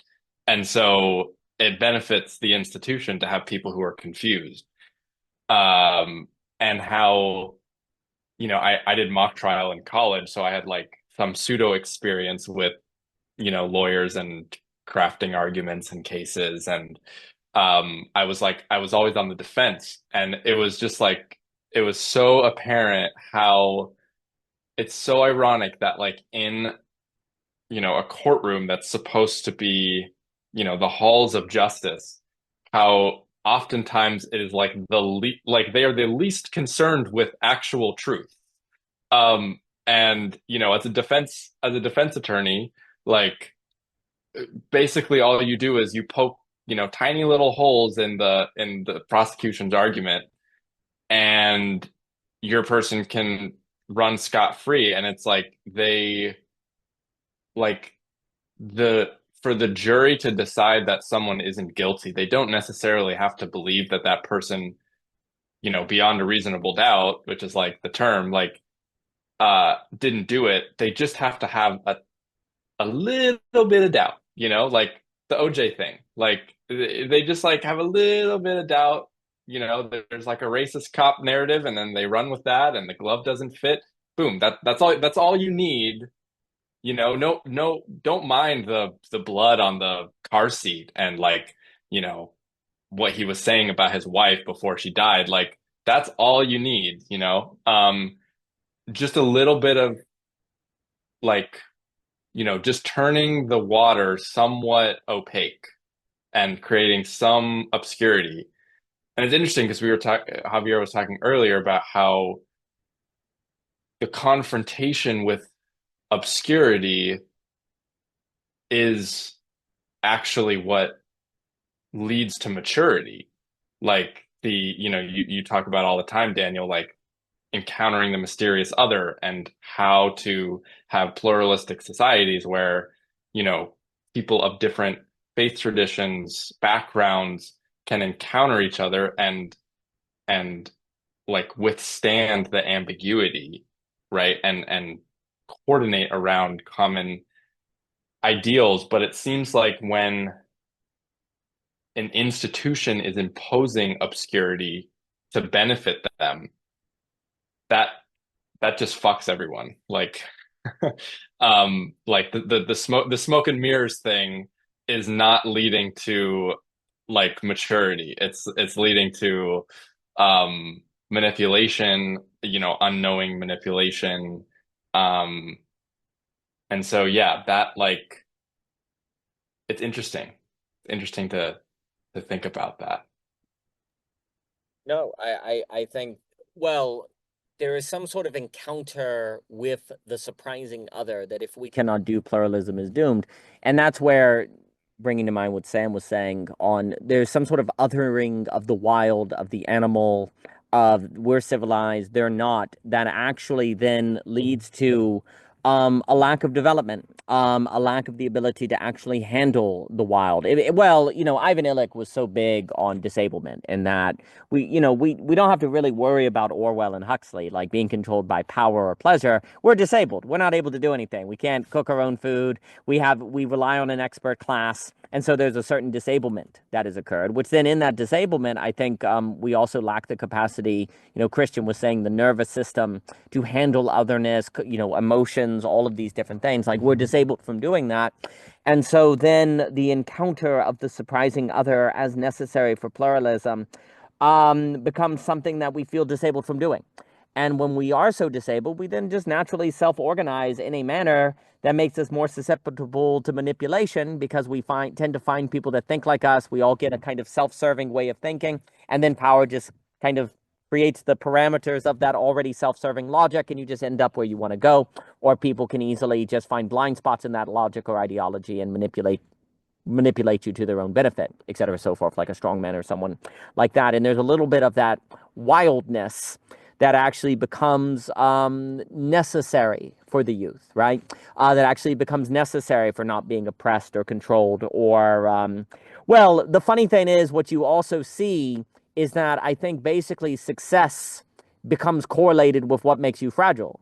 Like in the society, like if you are successful, you actually become more fragile. You're not able to handle things, the plan not working out, or encountering a surprise, or running into the man on the side of the road, as Illich says. And the man on the side of the road, the Good Samaritan story, is kind of a parable that applies to all pluralism, that coming upon the surprising one. Illich says the one that disgusts you, the one that you think is like should be left behind and should be there. Are you able to actually address that individual or not? And basically, there's a way in which, without the wildness, without doing that which seems quote unquote disobedient, you could almost say, then you're actually not going to be able to handle that, right? So then disobedience is good, right? Because obedience makes you fragile and disabled, as Ivan Illich is saying, right? And then you're not going to actually be able to handle what is needed. And you can say that in Socrates, what is very interesting, and then I'll give it to Javier, there's always been this issue of the the wild man, as Hayden White says, or the outsider, the savage, the barbarian, right outside the gate. And civilization has defined itself in contrast to the barbarian. But there's a way in which philosophy is a kind of bringing the barbarian or the wild into the civilization, without which the civilization devours itself. Now, of course, this is where I have to get my quota of non-rational game theory stuff, because without the wild man philosophy, that's the non-rationality that keeps the rationality from eating itself, right? The fertility, yeah, and that, like, without that, the society's own logic leads to its own self-destruction, right? So there's something where Socrates is almost suggesting that the pedagogical revolution that is needing, I almost want to say, a civilized wildness, a kind of a wildness that doesn't destroy the social. You could even say a breaking through of the real that doesn't destroy the social in the Lacanian sense, which almost is supposed to be impossible, right? Because if the real breaks through, the social's been destroyed, right? Well, what would it mean to have it come in just enough and in just a way where the social order isn't destroyed, without which the social order will destroy itself? And that's kind of, to me, why, and then I'll give it to Javier, why locating Socrates, which is just, for me, I really just appreciate Owen's work to bring this out. Why locating Socrates on the transition between the fourth turning and a new first turning is so important, because the suggestion is that, yes, philosophy is a threat to the social order, the wildness is a threat to the social order, but the social order is already a threat to itself. So there's a risk that has to be taken. The question is, how do we do it? And how do we think it in education? And I would argue we never have. We've actually never actually thought what Socrates is asking us to think. Because here's the main point. We have turned Socrates into a method, okay? Versus a disclosure of a historic reality. We have taken Socrates as a method. Oh, we're going to get the method from history, as opposed to seeing Socrates using a method in response to social relations and a material, I want to say material condition. He's not a product of social relations and material conditions, but he's responding to this tendency of generational decline that tends to occur. And the method is simply the realization that good things pass over into other things, and that's why success tends to lead to its downplay. That's why there tends to be generational decline, because success passes over into otherness. Courage becomes its opposite. Things dialectically unveil their incompleteness, if they will. Okay, so that would explain how successful civilization ends up falling apart.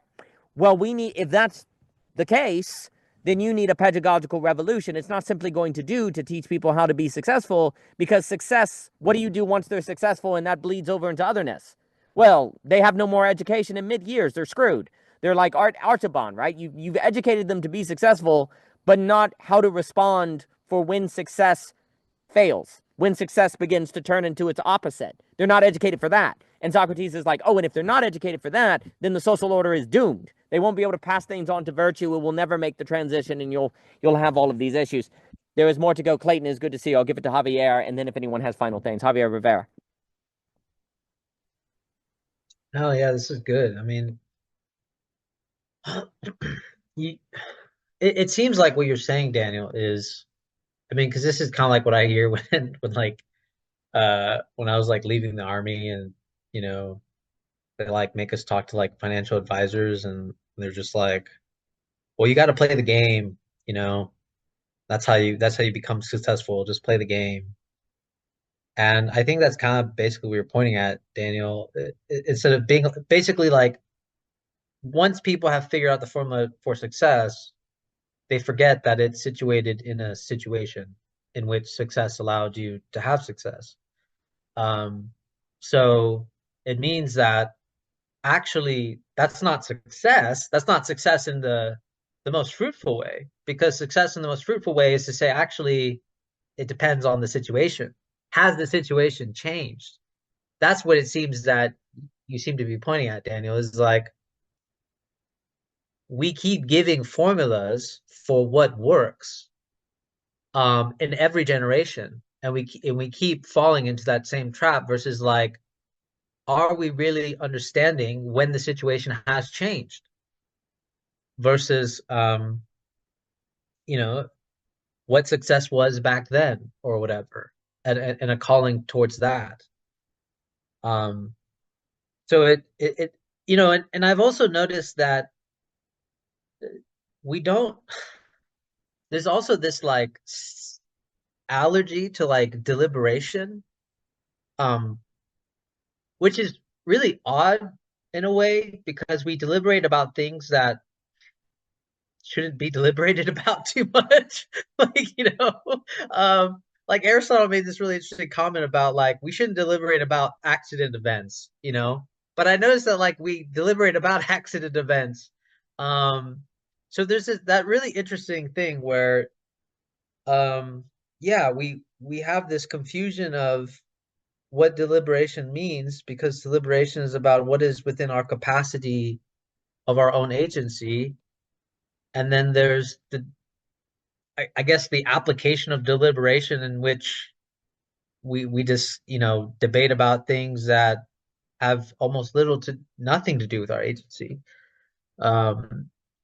but which I want to think about a little bit more. But yeah, the main thing is this idea of we don't seem to be deliberating. We don't seem to frame things in a way that's okay, the reason why we're deliberating is because we agree on this good, right? This is the common issue. It seems like everybody does not look at each other like we agree on some common good. Instead, what's been conflated is that because we have different means, we take that as our different goods. Republicans think it's GDP, something, something, whatever. I'm just giving poor examples here, but basically it's like, well, yeah, those are means for the good. But what I've noticed is that we've taken our means as chief goods. And then we go, well, we can't deliberate about those because that is the correct way. So I've noticed a conflation between means and goods. And that's really odd. That's really odd to me. That we've done that. That we've conflated we've somehow lost the idea of what means are, and argue them as chief goods, when in reality they're just means to the chief good. And I think that's why people don't want to deliberate anymore, is because they think, and I think that's where the obscurity does lie, perhaps. Well, I think there's something very interesting there, because as you were speaking, there's almost, well, sometimes people will say that philosophy is about persuasion. It's about persuasion. There's a part of me that understands that, but there's also a part of me that thinks that's really dangerous. Philosophy, you could almost make a distinction between deliberation and persuasion.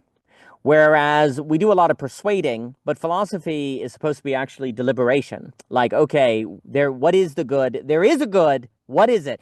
Because here's, I guess, a way I want to put it. Philosophy says there is a good. What is it? Persuasion is, is there a good? Like, what is your good, right? There's something interesting about philosophy where it's like, there is a good life. What is it? Where the modern rationality would say, well, if you don't know what it is, it doesn't exist, right? But philosophy is interesting in the sense of, it's like, there is, now what? Like, now what is it?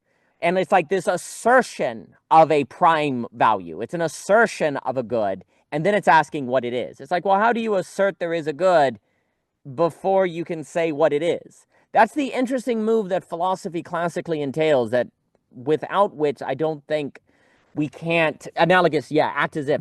There's something that occurs without understanding that move, then you think philosophy is persuasion. But if you get that there actually is an assertion of, there is the good, and what is it? Well, now you're deliberating about that good. I'm not trying to persuade you to believe there is a good. Now, we've walked into this, there is a good. We're just going to try to figure out what it is, right? Like, I'm not trying to persuade you of the good. That's what's very interesting. Like, you don't, and you see that in the structure of Socratic dialogues. They're not like debating if justice exists. They're like, yeah, we know there's a justice.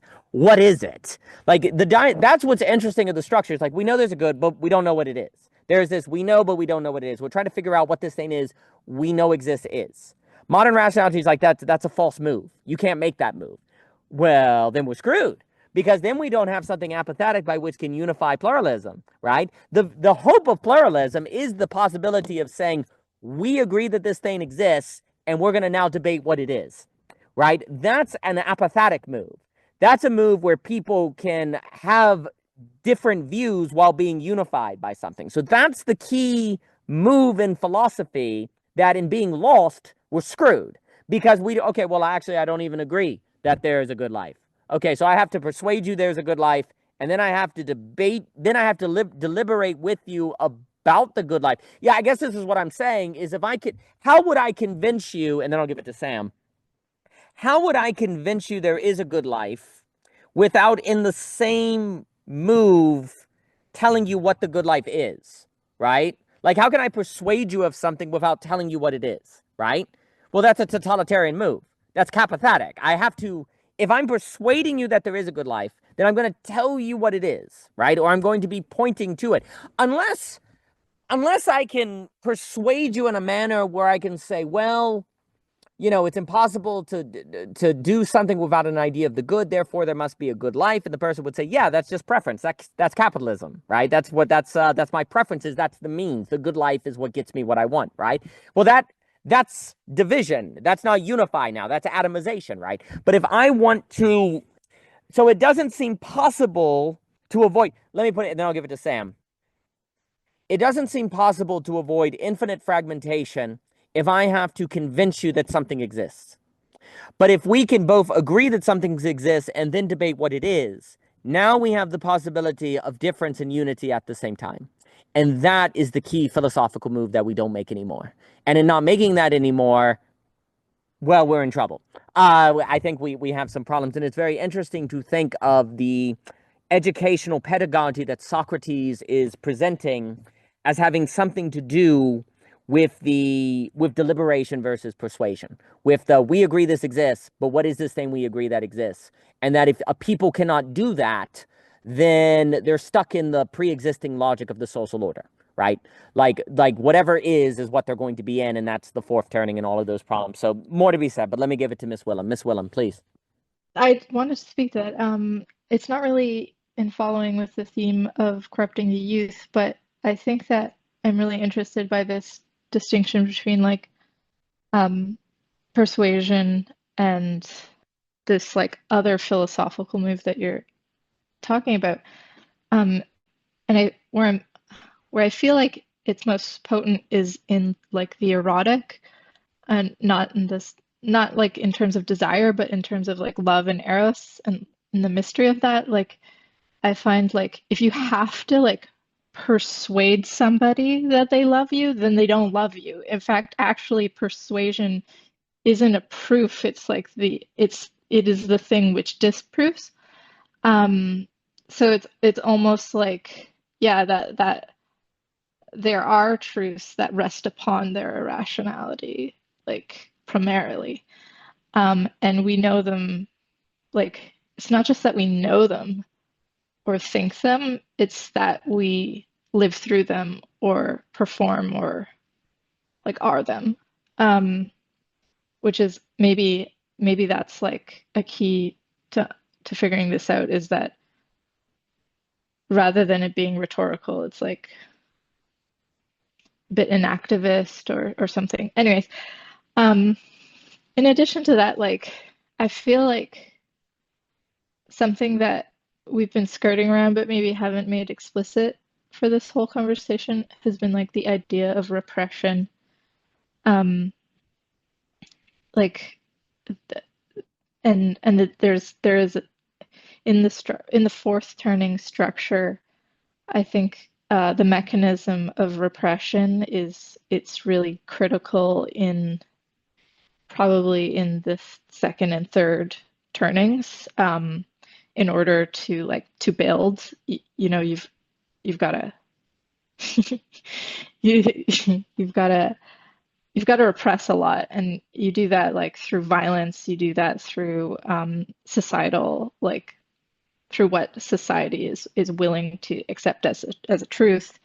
And then like I feel like a lot of the despair of the fourth turning comes about as the repressed rears its head, and I think that speaks also just where this conversation began to Owen's work when he talks about thymos. Can you remind me? Thymos, eros, and what's the other one? Logos? Yeah. So it's almost like the fourth turning. In the fourth turning, you have that highly pressurized repression of thymos. Just it kind of explodes forth, and maybe actually that's not even the fourth turning. Maybe that's the transition between fourth and first, is that explosion.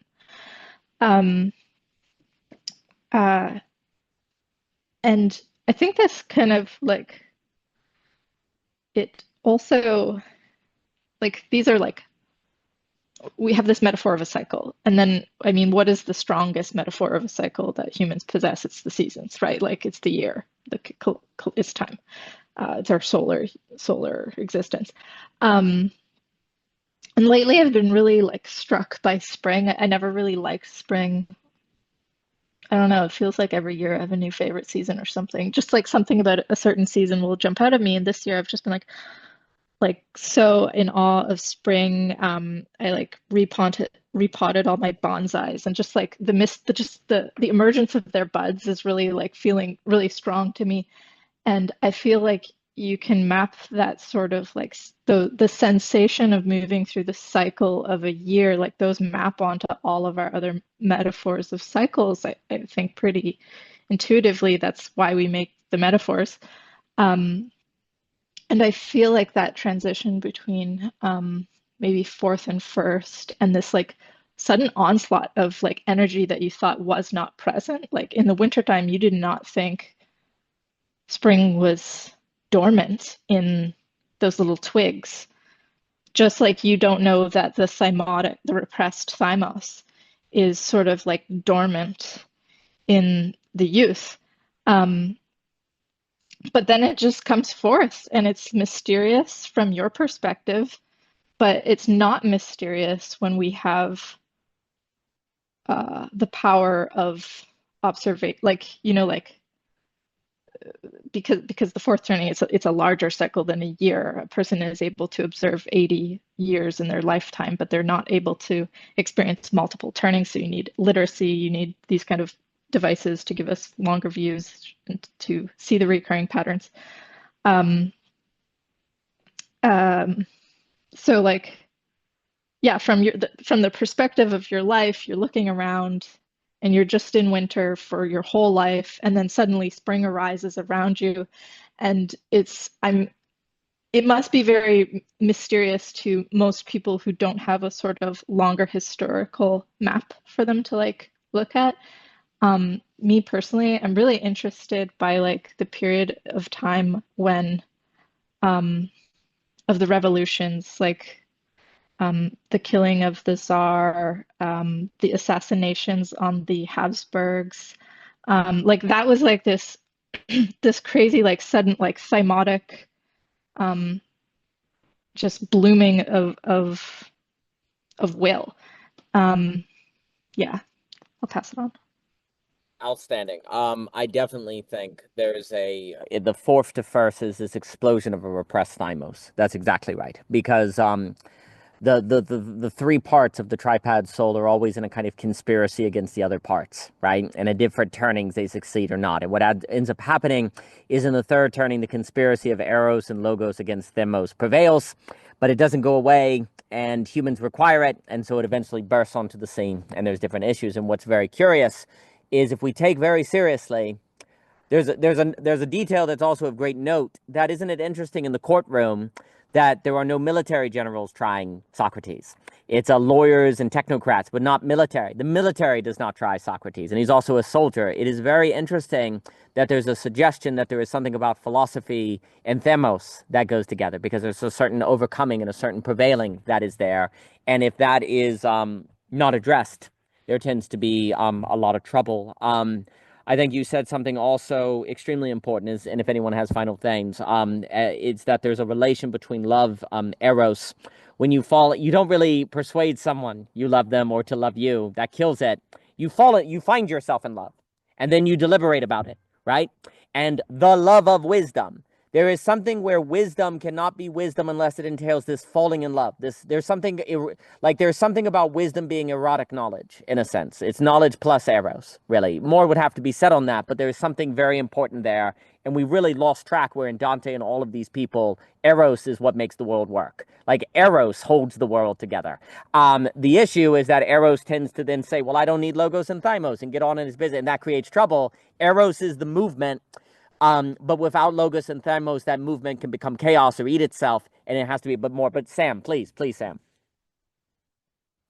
Well, if I may take this back to my earlier point about lycanthropy, like I think, like not like I know what lycanthropy was. It's hard to say with like past, you know, like with deep human past, what these myths were really getting at. But like I do think there's a way of interpreting that, which is to say like the sort of flame of thymos was carried by certain members of a society outside of society, so that its repression was not pressurized. Like it was given freedom because we could think of the world in a bipartite structure of city and nature, and that without that division, because now we think of we used like we used to have strong spatial divisions and this topography of meanings, and you brought that up earlier, Daniel. But like now without that, we're trying to like cultivate and make the entire world a garden, and you see that in movements of like trying to combat climate change. It's like we don't let it be like wild, and also just like managing when you have like what's that called, like an alien species or whatever, that like yeah, like like the world was evolving. Like there are animals on small islands in the Pacific. How did they get there? I don't know, but they would have arrived at some point. There's a movement of species, but it's like we said when biology became a discipline and we started giving Latin names to all these species and then defining their regions, we just want to stamp that upon the world and say, stay still. That is what we know. And so we give precedence to our systems of knowledge than to the realities we know. And so this like domestication of like the entire world, and this inability to let like wilderness be, and as something very like ontologically like as a different state, you can't like let the cymotic spirit go sort of subterranean outside of the walls of the city and live in a perhaps violent wilderness at the like individual risk of the individuals who bear that flame, such that they can learn what it means to be truly courageous, or whatever it is that thymos prefers to us. I mean, I believe that Plato understood that as like an aggressive, strong body and strategic military wisdom. Those two things combined, I think, was the thing that thymos gave to an individual and made them a good leader. So you go out, the thymos can't exist within the city, so you take it outside the city. But then again, with the lycanthropy myth, if you didn't kill a person in your 9 years or whatever it was as a werewolf, like you could come back, and you returned like with thymos in a sort of like refined or transfigured state that was able to be metabolized within the society. And then like you perhaps that like shift in season from winter to spring, from fourth turning to first turning, like maybe that happened in a bit of like a less of a jolted or revolutionary manner, like it does in modern history rather than in medieval history. Absolutely, yes. And another that I was thinking about with Owen, and I'll give it to Javier. There's a way in which, Nietzsche famously suggests that by the time we get to Plato and Socrates, that the decline is there, that it was better in the pre-Socratic, right? In Achilles and Homer and all those different things. What's very interesting is if we take this idea of Socrates seriously as responding to generational decline, then the suggestion is almost Socrates would agree with Nietzsche. He'd be like, yeah, I know, that's why I'm here. Like, there is a decline, like we declined. Yeah, I know, that's why I'm out here, is that the very success and greatness of Homer entailed within it the logic of decline.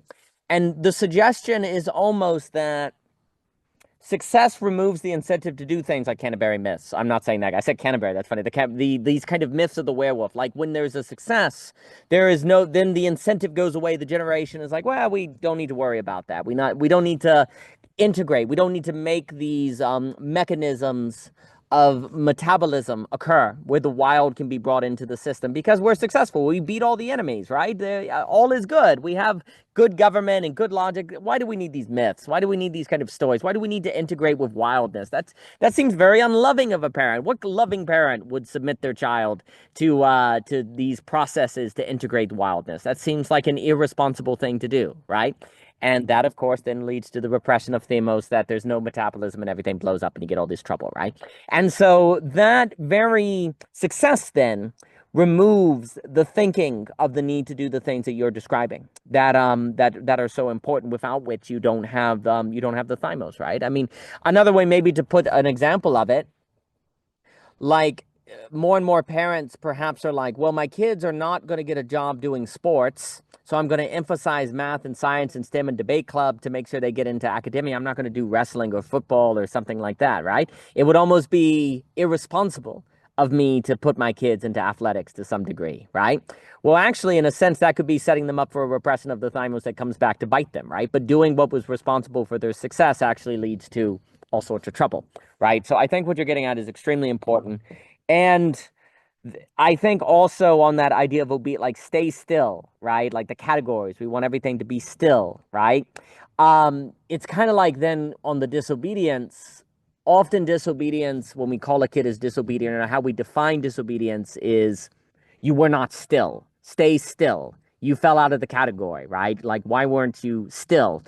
It's funny because if Socrates is suggesting that there's a way in which you can't be obedient because things move, that everything entails its own unfolding, then I almost want to say that Socrates is like Galileo and what is it, Epsi mora, and yet it moves. They're like, be still, keep it in the category, be obedient. And he's like, whatever, and yet it moves, right? Like things actually do move into otherness. You can't be, they transfer, the wildness is there. So even if you say, be still, and it's still, well, and yet it moves, epsi mora or whatever. So with Galileo, and I think that is what he is suggesting, but I'll give it to Mr. Rivera. Mr. Rivera. Yeah, no, I really like what Sam said. I mean, this wilderness thing, it's almost like you're advocating for like a dark night of the soul kind of vibe.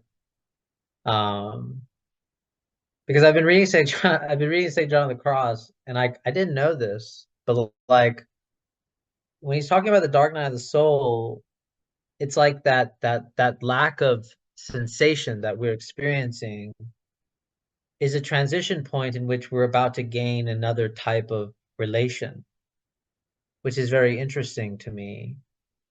And then it makes me think that what is wild, and there's a couple ways to like look at it. Like I from within society, I could say all of my sensations, all my pleasures and pains are what I depend on. But then going in the wild would be something that takes away my I'm lost as into where I should place my sensations. I'm not experiencing them anymore. But then you get replaced with the spirit, and and it's, of course, I mean, it's always interesting thinking about St. John of the Cross and how that could apply on like a massive scale. But anyways, I mean, what Sam is making me think is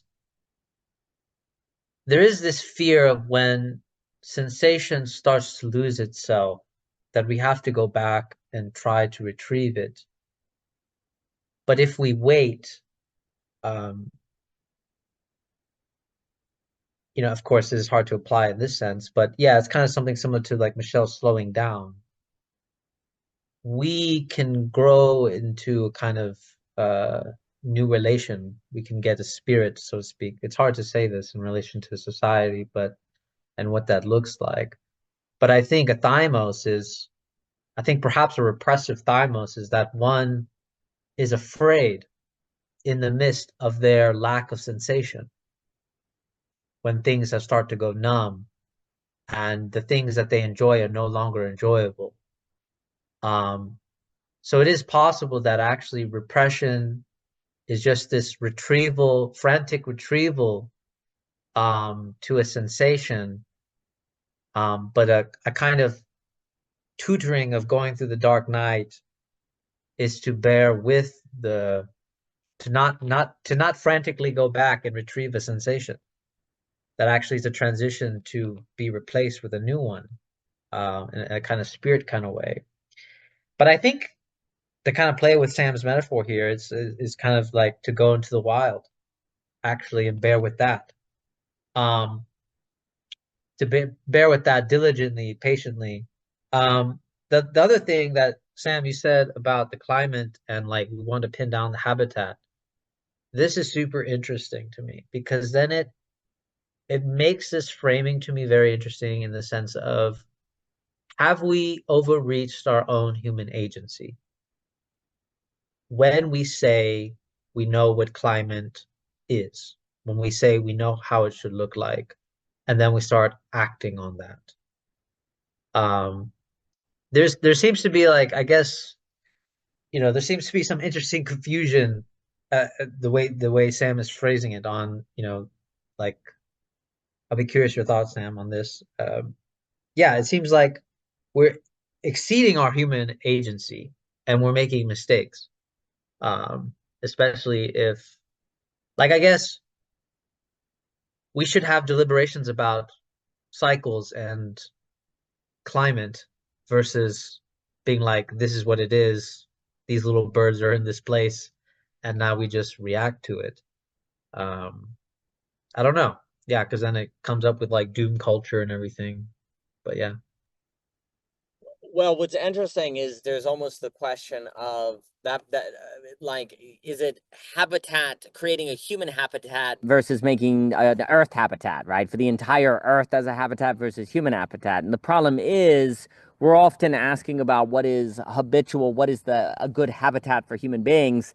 And then that defines what we think that's relative to what we think the human is. And if we think it's a rational animal, then we turn the world into a place of cement and city or something, right?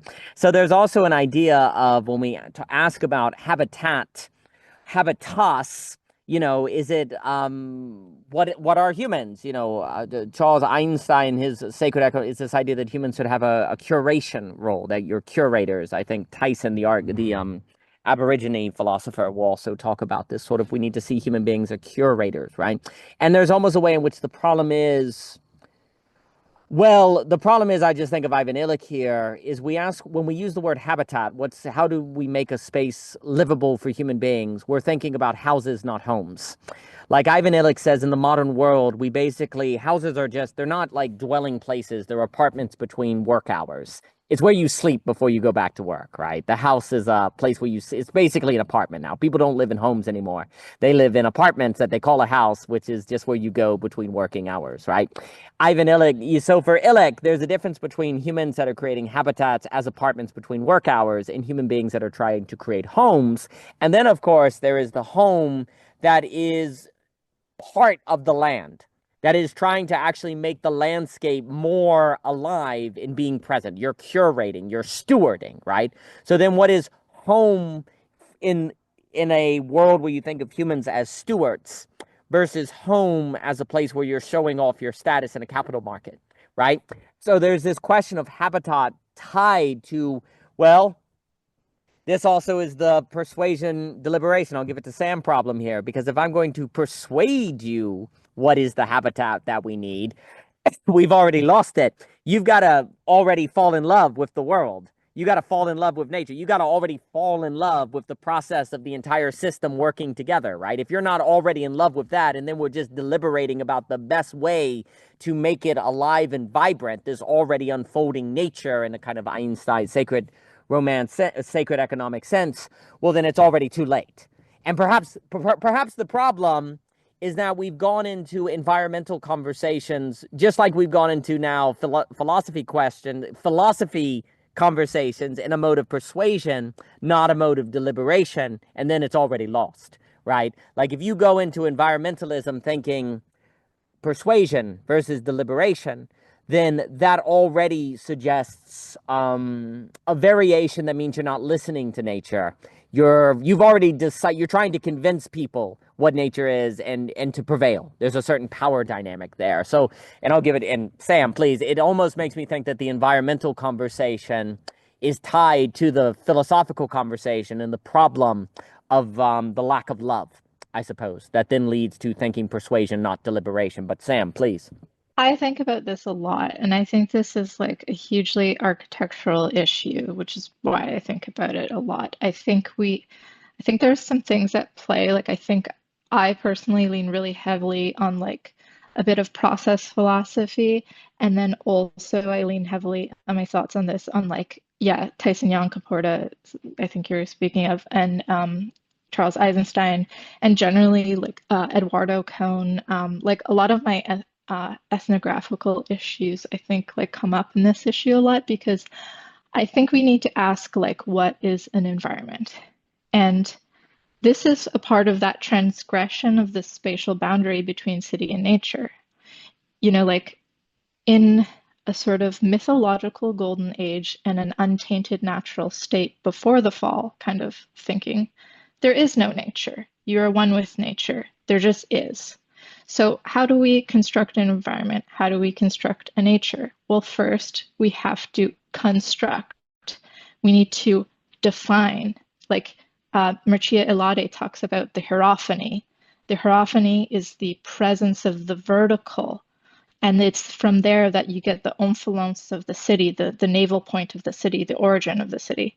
And around that, you establish center Vesta, and then you find Hermes, her husband, the wall, the city wall. And you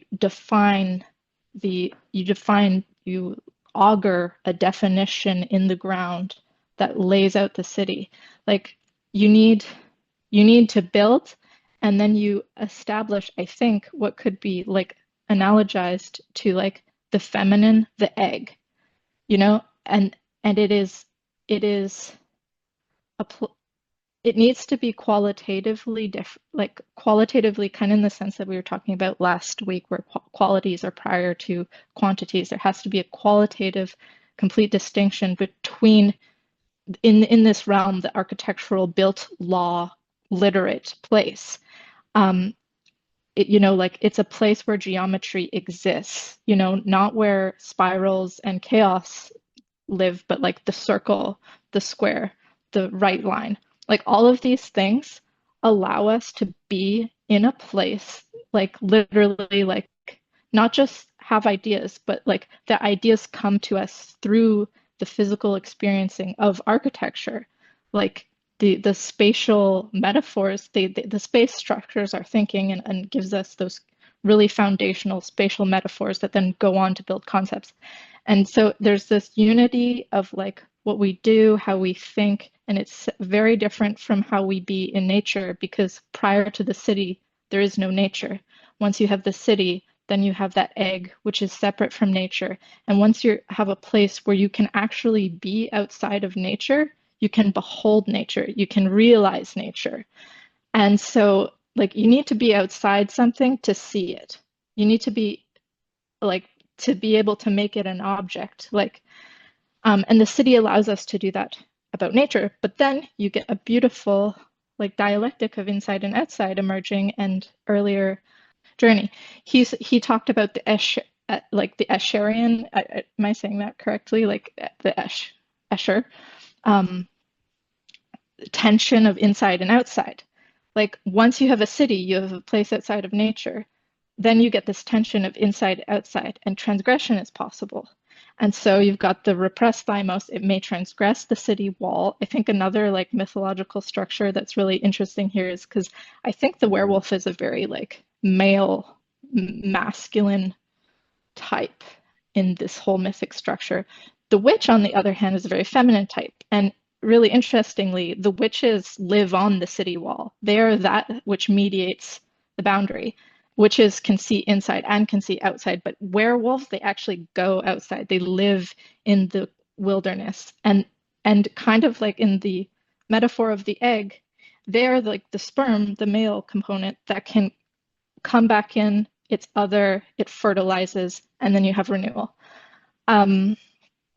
So to go back to like the idea of like within this like kind of like metaphoric mythic structure, it's like, okay, so if we're going to try and cultivate, so things got out of hand and we decided that actually the geometric, the law realm, all of the order needs to be the whole globe. We need to map everything, you know, like I don't think it's that like earlier Javier had said that perhaps we've like exceeded like gone outside of our own but like we've exceeded our agency or something. Quite to the contrary, we have not exceeded our agency, because we are doing this, like we're quite agentic and capable. It's just that like it's not about our agency. I think actually it's like this is like where the logos is winning over the erotic and the thymotic, because I think what's at play is not that we're not like able, it's that we lack the wisdom of right relation, and that's when you get into like the Eisenstein, Jan Caporta, Cohn with his idea of Quechuan, I believe it's Quechuan, language structures and the ways that Quechua people like communicate between species through dream logics and through metaphor. They say that like when the snake views its hole, it sees a house, and when it sees a person, it sees a snake. It understands it to be a person, and you know, like you have to like it's exactly that like whole inside is outside, like flip Escher, like transformation of negative and positives. And so like I think that our problem is that we lack the erotic as well, and we lack the desire to be in right relation to the natural world, because we no longer like want to like. This is why I think process philosophy is really key, is because process philosophy understands the primacy of relations over relata. And in the dyad of Nature City, you know, like we think that like our logic can't sustain the breakdown of the relationship between those two relata. Like if we eliminate nature or we eliminate city, the whole ship comes crashing down. We need the right relation.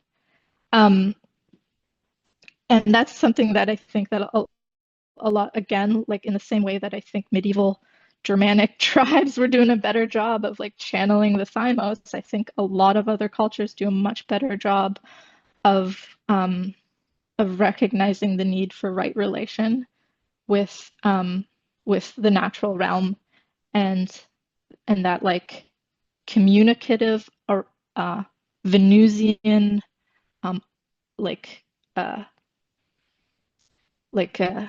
ambassadorship. Like I think custodian is really interesting, and I believe we're a steward and a custodian of our garden spaces, and there are things that we domesticate. We domesticate animals and we domesticate gardens, you know, but like I think if we really want to take the idea of right relation very seriously, then we need to not think about it as a custodian, but rather as an ambassadorship, and to be in relation to something that is wild and other, right?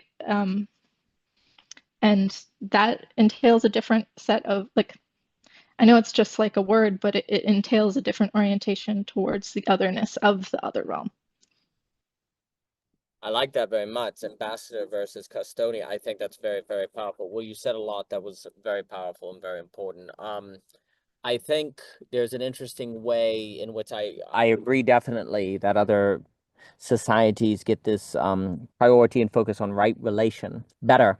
There's the irony of success is that you become a kind of slave to that success. So for example, you become productive, you get wealth, well then you're anxious about not getting more wealth, and you become kind of the logic of the success compels you where you cannot stop, right? There's a certain anxiety that then takes over about no longer producing or continuing on the history, right? And you could almost say in which the third turning leaves the generation of the fourth turning with that anxiety, but then the fruits of that anxiety go away. So you're there with the anxiety to succeed, but then you get less return on your investment per se, and you start to lose faith in it, but you still have the anxiety, so you don't even get the fruit to calm that anxiety, right? Which leads to the return of the repress, really, because why are we even bothering to repress this if we don't get anything out of it, right? So you have this certain explosion. So you become a kind of slave in the Kafka hallway the logic that just pulls you along, right? Whereas when you start prioritizing the relation, because there's a way in which Socrates is bringing to, like, how do we escape that anxiety? How do we think the relation? How do we, like, reintroduce the wild into things? Are we relating to something beyond our immediacy or not in prioritizing that? There's something about the pedagogy that I think is moving into a certain thinking of fittedness, the mean, that is being emphasized, right relation, optimal grip, etc., so forth, right? And everything depends on the optimal grip. Everything depends on the right relation, and certainly the city nature. And I think that point that you said, you have to see something, you have to get outside of it. But if you get outside of it, you may stay outside of it or think you don't need it. That's always the risk. The Humean, you leave common life behind with the philosophical assent, but now you can think you're better than it, or that you can correct it, and you become resentful. And so then philosophy and common life break apart, as opposed to philosophy coming back in relation with common life and practical life and trying to enhance both. There's a temptation once you're outside to leave behind. And how do you not give in to that temptation seems to be very, very important. I think there is something about falling in love here. Love that is very important, where you are giving yourself over to the thing to reveal itself to you, and you are simply deliberating the best way to give itself to you. It makes me think, as you were speaking, I was thinking about the great Daniel Zaruba, who was wonderful in the Kyoto School, Nishitani, those thinkers. He recently had a video where he was talking about the difference between after Galileo and before, and he was making the point that in classical society, it wasn't that they didn't believe nature had patterns, or in a sense laws, but that nature had to give you the laws. It had to show you the laws.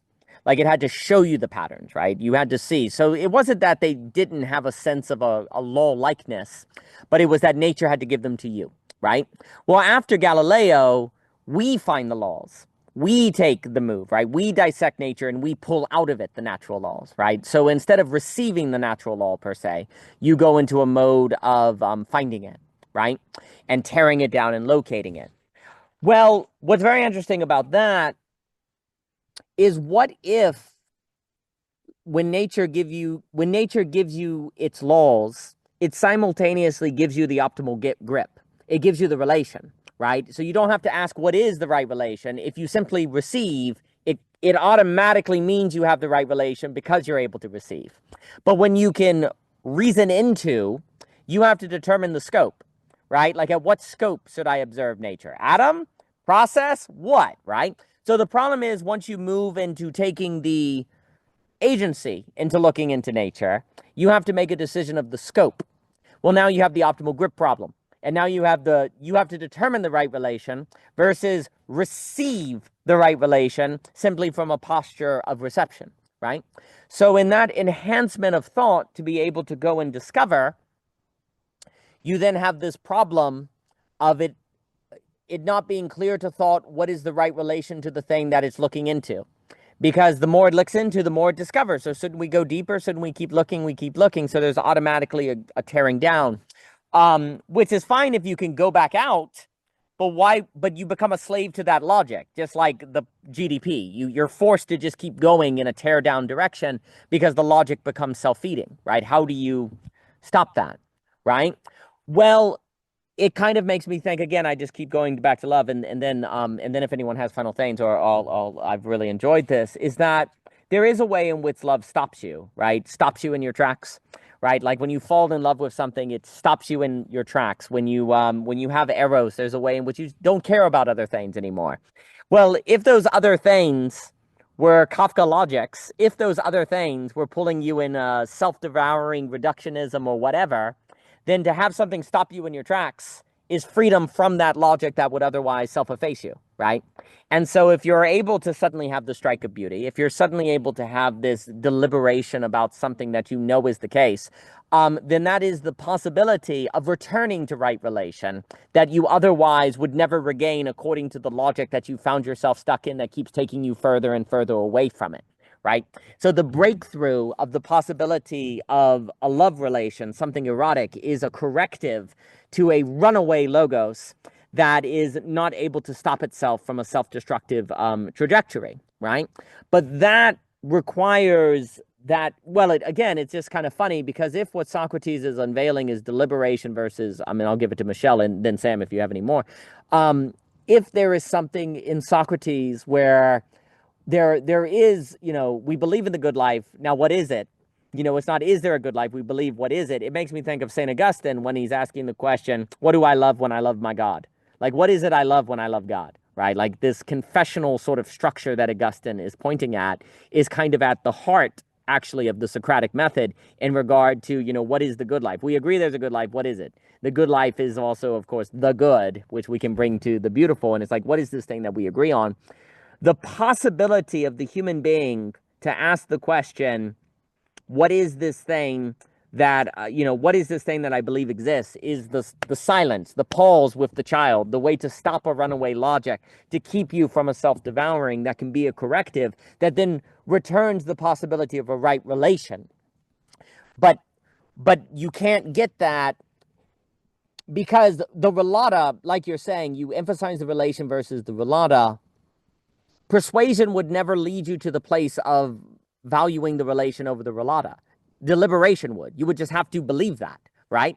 So if we're going to emphasize relation over relata, that is a move of deliberation, not persuasion, which means it's erotic. Well, that makes sense because eros is relation. What else is eros but relation, right?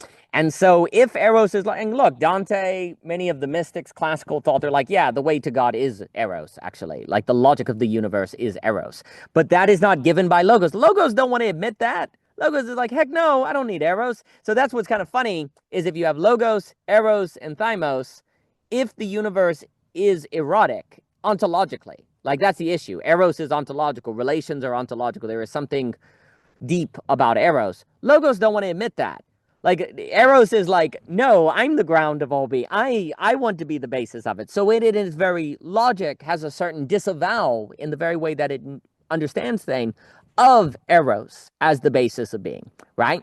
So you have to instead just give yourself over to eros and then have logic come from the eros as opposed to reason to the eros, right?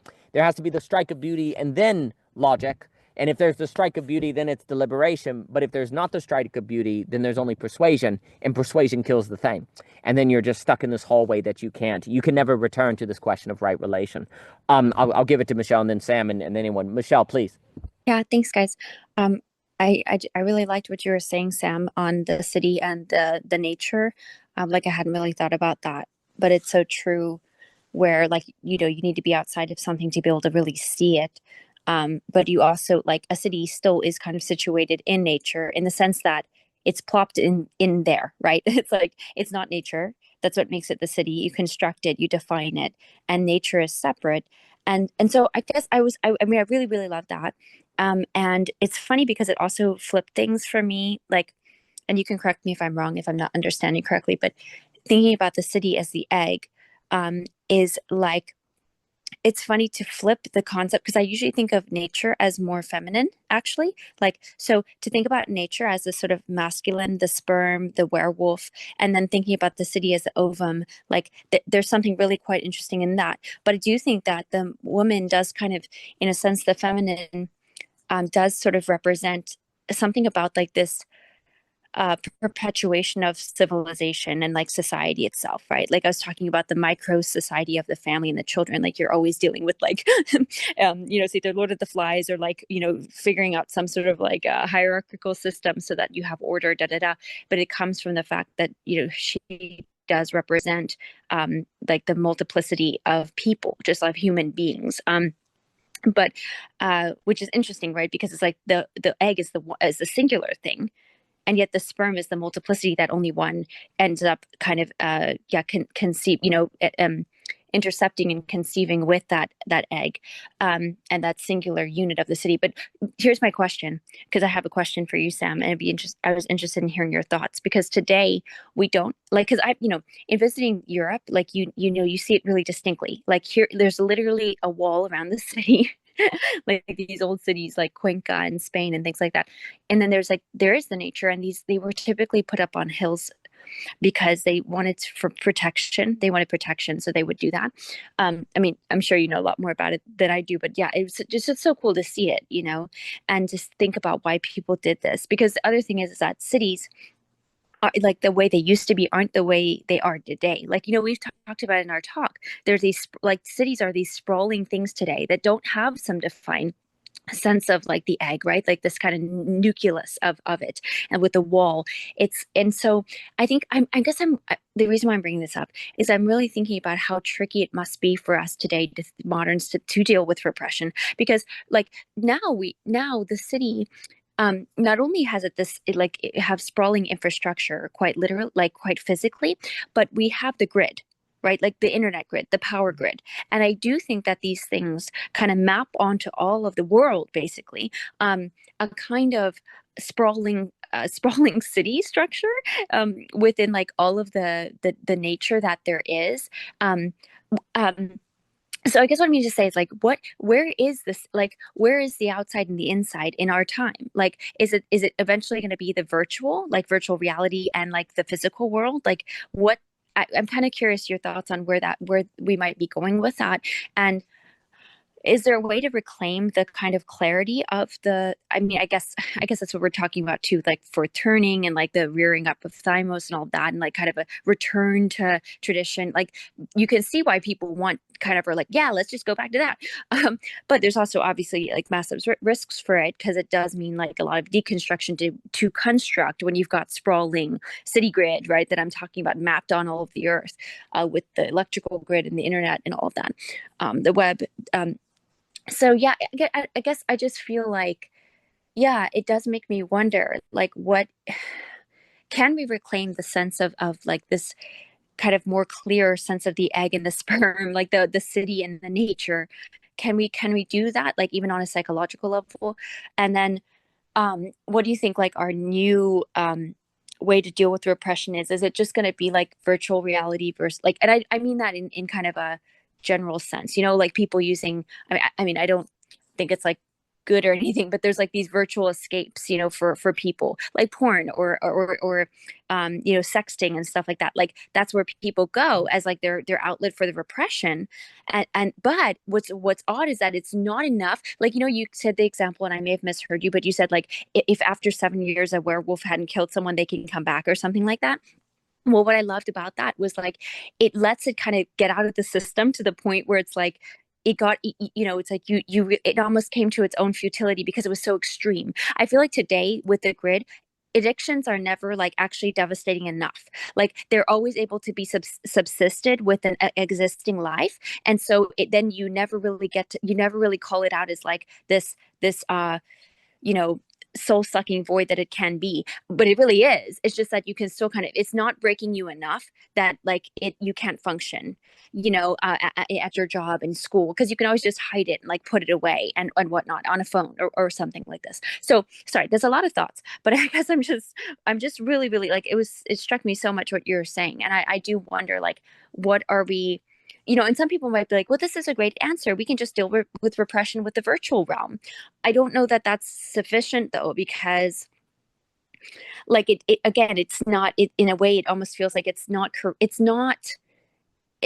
almost, it's not real enough. Like, it's just not like as, it's not going to take the kind of courage that thymos requires or demands or something like that. So anyways, yeah, lots of thoughts there, but just wanted to throw that back to you guys as well. Yeah, so I think this is an excellent lens through which to look at the very long history of architecture through. So you were saying like, first with the masculine and the feminine, thinking of the city as the ovum, and usually we think of nature as Mother Nature as the feminine, and also law, order. It has this masculine quality to us. If we look at a really long history of humans, ethnography, anthropology, like culture, you can see a point in history, I think it's 6,000 years ago, or 6,000 AD, sometimes I get those two things mixed up, where you get this flip in like, in cross-cultural iconographies, where like, uh, so I would like to couch this in just like a broad framework of you begin 500,000 years ago, you have representation. We have like a carved seashell, 500,000 years old. And so symbols were active, we know then. Of course, things can get pushed back further, but who knows? Then, our oldest piece of architecture, that's 10,000 AD, so 12,000 years ago. Göbekli Tepe. Again, like people we know that for sure, but it can go back further with discoveries and people have controversial opinions with that. Then you've got like later on in history, you get writing emerging. You get, like representation is writing in some ways, but not really like systematic writing. So in that context, there is a point, and I think it's like right before writing, where you have this switch where, like deities, like there's a history of gods that we live inside of, a history of the hierophany of the divine. Like we think of the Abrahamic God as God, and I mean, like I would hold faith to that, but like there is also a history of gods. And at one point, like women, like you see like the Venus of Willendorf, like divinity was female, right? Like, and then it switches around the time writing emerges, and you get the divinity as masculine. And then you also have many traditions where there's just like whole pantheons of gods.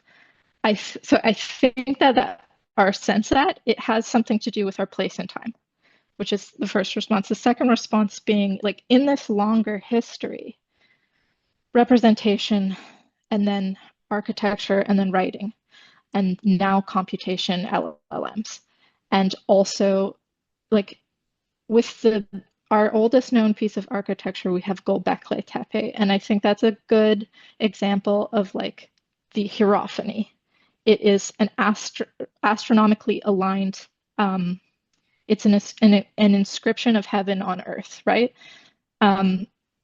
It's not a wall. It's not a shelter. It doesn't shelter us from nature. We're still like in nature at that point. And then it's a very slow process until you get an idea of a city that that is a realm unto itself. Like it's a very long history till you get to from Göbekli Tepe to the city wall, probably around 5,000 years. And then once the city emerges, then you start to, like alongside that, you start to get writing. And so it's like, we have to ask, what is building? What is architecture? And I think they're two different things. And so I really think like one of the reasons that I had wanted to study coding, and I did that for a little bit, is because I think like if we think of architecture as the inscribing of like the geometric, the vertical, law, like all of these concepts into our life world, I think there's a way in which that has like gone into books where like writing and rationality itself, the thing which is heterotropic to the wild, is now like it went from temples to cities, and now it's like inside of books, and now books are inside of computers. And actually I think that we stand at like most people, I think this moves into like a Landian idea of the future, or towards a Landian idea of the future, that like where people can sort of problematize this shift. And I think you brought up a lot of also just the issues there of like of like the virtual and the ways that it can scare us, right? But I think that we live at a very interesting time where we're going to need, I think we still have need for right relation with the thing that isn't human. And I think that negotiation, that relationship has occurred for so long spatially, and now it's no longer spatial, it's virtual. And it's also like it's gone from extensive to intensive, where what is reading? It's just like a modulation of your attention. It's a hallucination. Like, I think there's like a sort of collapsing of like where order lives, what order bees as. It's like, and I think that thing is becoming less and less material. And in a way, I think that scares us in the same way that the climate shifting scares us, because we think we can't manage it.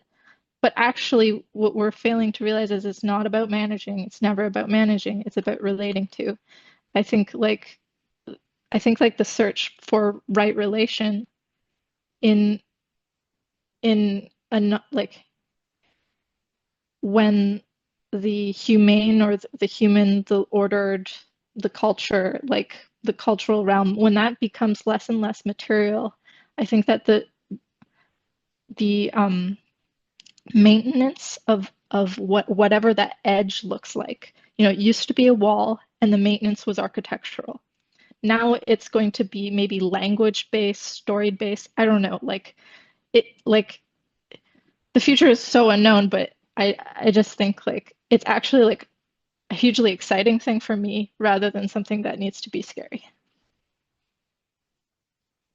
I think that was very well stated. And as you were saying on the architecture, I almost perhaps there's some sort of need to maintain distinction for the sake of relation, where like distinction is relation. So architecture, not that I might be using this language correctly, architecture is some sort of thinking the distinction, not merely building, but a thinking of the distinction. Because if you lose the distinction, you lose the relation. But of course, the problem is if there's the distinction, that's a threat to relation, of course, because there's difference, right? So how do you be a design? Well, if design is thinking distinction, architecture is distinction, that's a very different thinking than just building. How do we make a building? It has to create a space of maintaining distinction. And, but then of course, distinction in being distinct always entails the possibility of the relation being destroyed by that distinction. So there has to be the maintaining of love, the erotic, the care, right? How do you do that? Like, how do you maintain the love, right? Well, that's part of, well, again, that's kind of the Socratic, that's the philosophical. There's a way in which, how do you maintain the love of the distinction to maintain the relation? And that seems to be part of the architectural question as well. How do you go through the space in a way that maintains the love? How do you experience the space in a way that maintains the love? How do you experience the movement between the virtual and the real, where you love both, right? And I think also that just makes me think of Ivan Illich, because it's a question of how do we have our tools be convivial? We're using them in relation versus replaced by them. So how do we use the virtual to extend humanity versus be replaced by it?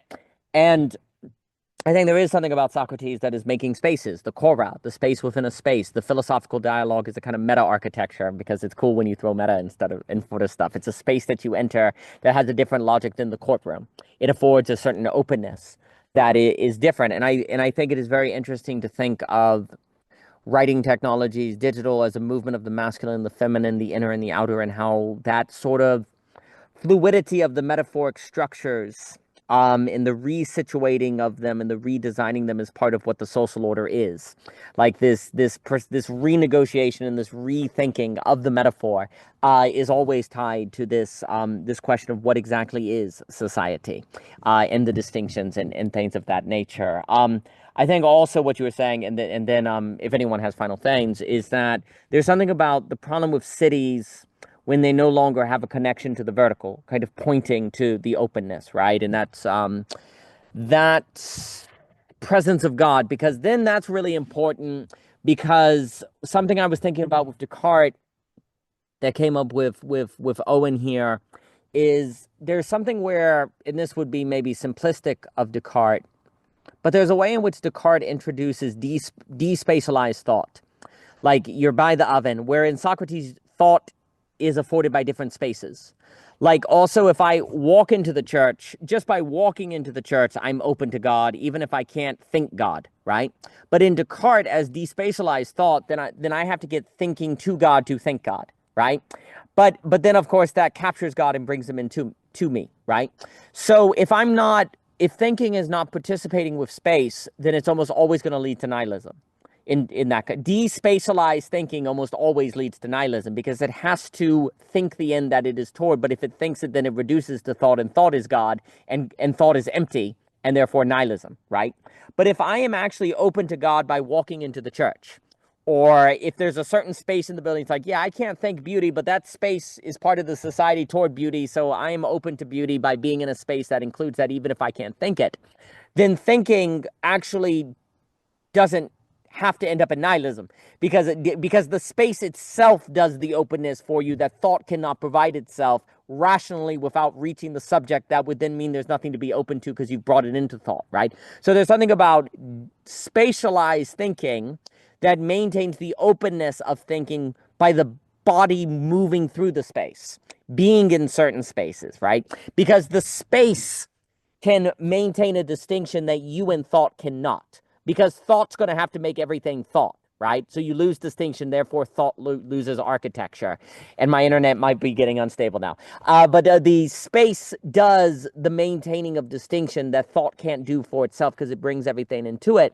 And so by thought no longer being designed, it ends up in nihilism.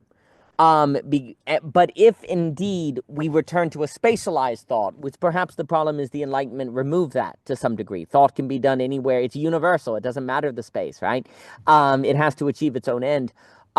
Then perhaps we can return to a mode that can start to get at the Socratic pedagogy, the education that we need, without which I think we'll be in trouble. And then, of course, if there is something about thought that in of its own devices can never make a meaningful distinction between deliberation and persuasion, if there's something about thought that actually can't make a distinction between itself and the highest value, then there is something about right there that means thinking always has to maintain a distinction between thought in the body, the thought in space, thought in the human, like an inner and outside that has to be in concert with the body, or else thought is going to just end up in an endless realm of persuasion. It will never be able to deliberate.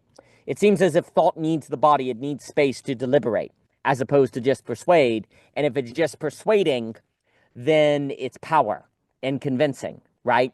I guess I want to say that you can't fall in love except in space. You have to be in spaces to fall in love. You need architecture to fall in love, for arrows. Without space, you can't fall in love. You can only love yourself. And if you love yourself, you end up Narsicaa and maybe eating yourself. And certainly then any space that could still afford the possibility of falling in love in this sense is not necessarily auto-cannibalistic. And if there's possibilities of the virtual to afford spaces of eros and falling in love, then it doesn't necessarily have to be self-destructive. In fact, it could afford new romances of a conviviality we've never thought about before. I would say we don't necessarily need the res extensa to be like the space to be where that definition occurs. Like, I think like, okay, so if we're like, this just completely speculative, I don't know how I would prove any of it, but if we say that there is like a condition of humanness, which is established in the relation between two relata, nature, culture, and it goes through these turnings, and it goes through cultural evolution, and you have this long history of representation of architecture and of space, space being the space, like in which that relationship is negotiated and maintained, and through spatial definition. And as that, and what that does is it has an effect that changes one of the relata. So one of the nodes of the dyad is changing, and it's the human, it's the culture. I won't say human because I think human is the relationship. So the culture is changing, and then you've got all these new technologies. And so the maintenance of that boundary shifts from something like building construction towards something different, something immaterial, something less material. I feel like if one relata shifts, necessarily the other relata needs to also shift. But that is a like, how do we know the changing of nature? We don't really. We know our changing because we literally write it and we study it at great length, but we don't really know like how nature has changed. Maybe that's more the job of mystics to sort of like come into contact or to be able to communicate that. But anyways, as you've got this like a relationship and there's a fulcrum around which the relata are changing positions, and one is becoming less and less material. I think space kind of has like the spatial negotiations of the definition between these relata might have a more like foaming and or rhizomatic relation in the future, or like definition in the future.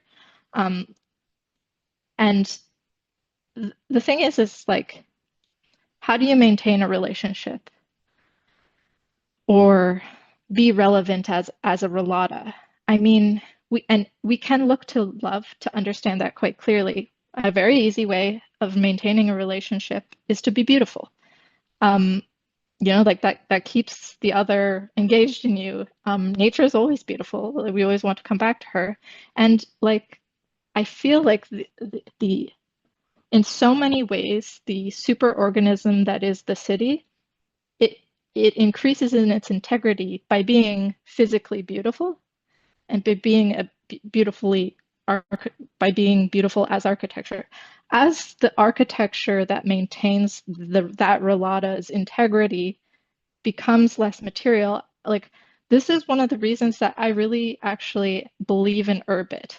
And Urbit does not have this as like its expressed goal. It does not understand this as its own lore. But I think the fact that like we finally have a structure of the internet, like the noosphere has an instantiation in data structures, and we finally have a craftsmen of those data structures who are explicitly concerned with its beauty. Like if you talk to the guys who are creating Urbit, they want 100 years computer, they want beautiful crystalline code. That's what they're looking for. They want like, and I mean, that's why I worked to try and understand the Hun language, is because like, okay, if this is the poetry of designative logic, you know, like at another level, like code is like hyper designative logic. It is like kind of math in that way. If there's beauty there in the way that math is able to describe the beauty of geometry, and which then gets built into architecture, if there's a new type of logical beauty, like I want to know about it. So I learned it, and I do find it beautiful. Like I see that like that this is not just a construction, a data construction, it is like a beautiful data structure. And I don't like know how I could say that would improve the relation between the human and the non-human, the culture and nature. But I feel like it's one of those things where I don't know how to persuade somebody that it's so, but I know that it must be so, you know, like it's like we need poetic code. If there's somebody doing code poetry, like that's definitely going to open up the future. Like, yeah. Sorry. No, I think it's a very important point. So I think certainly there is a movement in the movement toward the beauty that is a movement from a material to something that is more abstract, and that this abstraction is actually of a higher unifying principle. And so it's completely the case that it is not contingent on space. Because like for Socrates, the space becomes a kind of meta-architectural. It becomes sort of in the mind, and because thought, and it's kind of Hegelian, if thought in of itself is relation, then it entails thought in thinking thought can arrive in encountering itself at the intersuppositional that then gives it all its need for the unfolding of the Gestalt, right? Because everything is Gestalt, right? So by space, it's more of condition. The problem is after Descartes, there's an idea that thought is not conditioned, that there are not conditions by which thought realizes itself, that it can realize itself. It's like, well, yes and no. Thought, if it thinks itself to its limit in the Hegelian sense, if it meets that condition, can then unfold, but it doesn't necessarily meet that condition.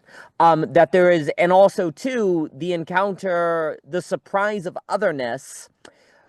Thought has to drive itself to the place where it encounters otherness, and that it is surprised by it, or else it will never actually ascend toward the beautiful. And so the issue is that after Descartes, I suppose the Enlightenment is that there are conditions that have to be met for falling in love. Those conditions can be in thought, to thought. They can be afforded by space.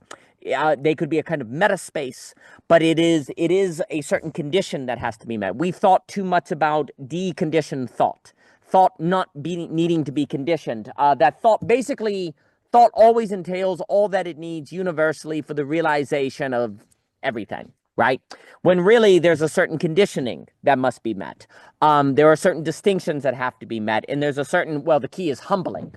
Thought has to undergo a certain humbling, or else it won't be able to think those things. So I think that's very fair on what you're saying, and I would also suggest, as if there's something about Hegel that is a suggestion of thought being its own space to itself in a movement to otherness by which it can then realize the Gestalt, and I think that is certainly the case.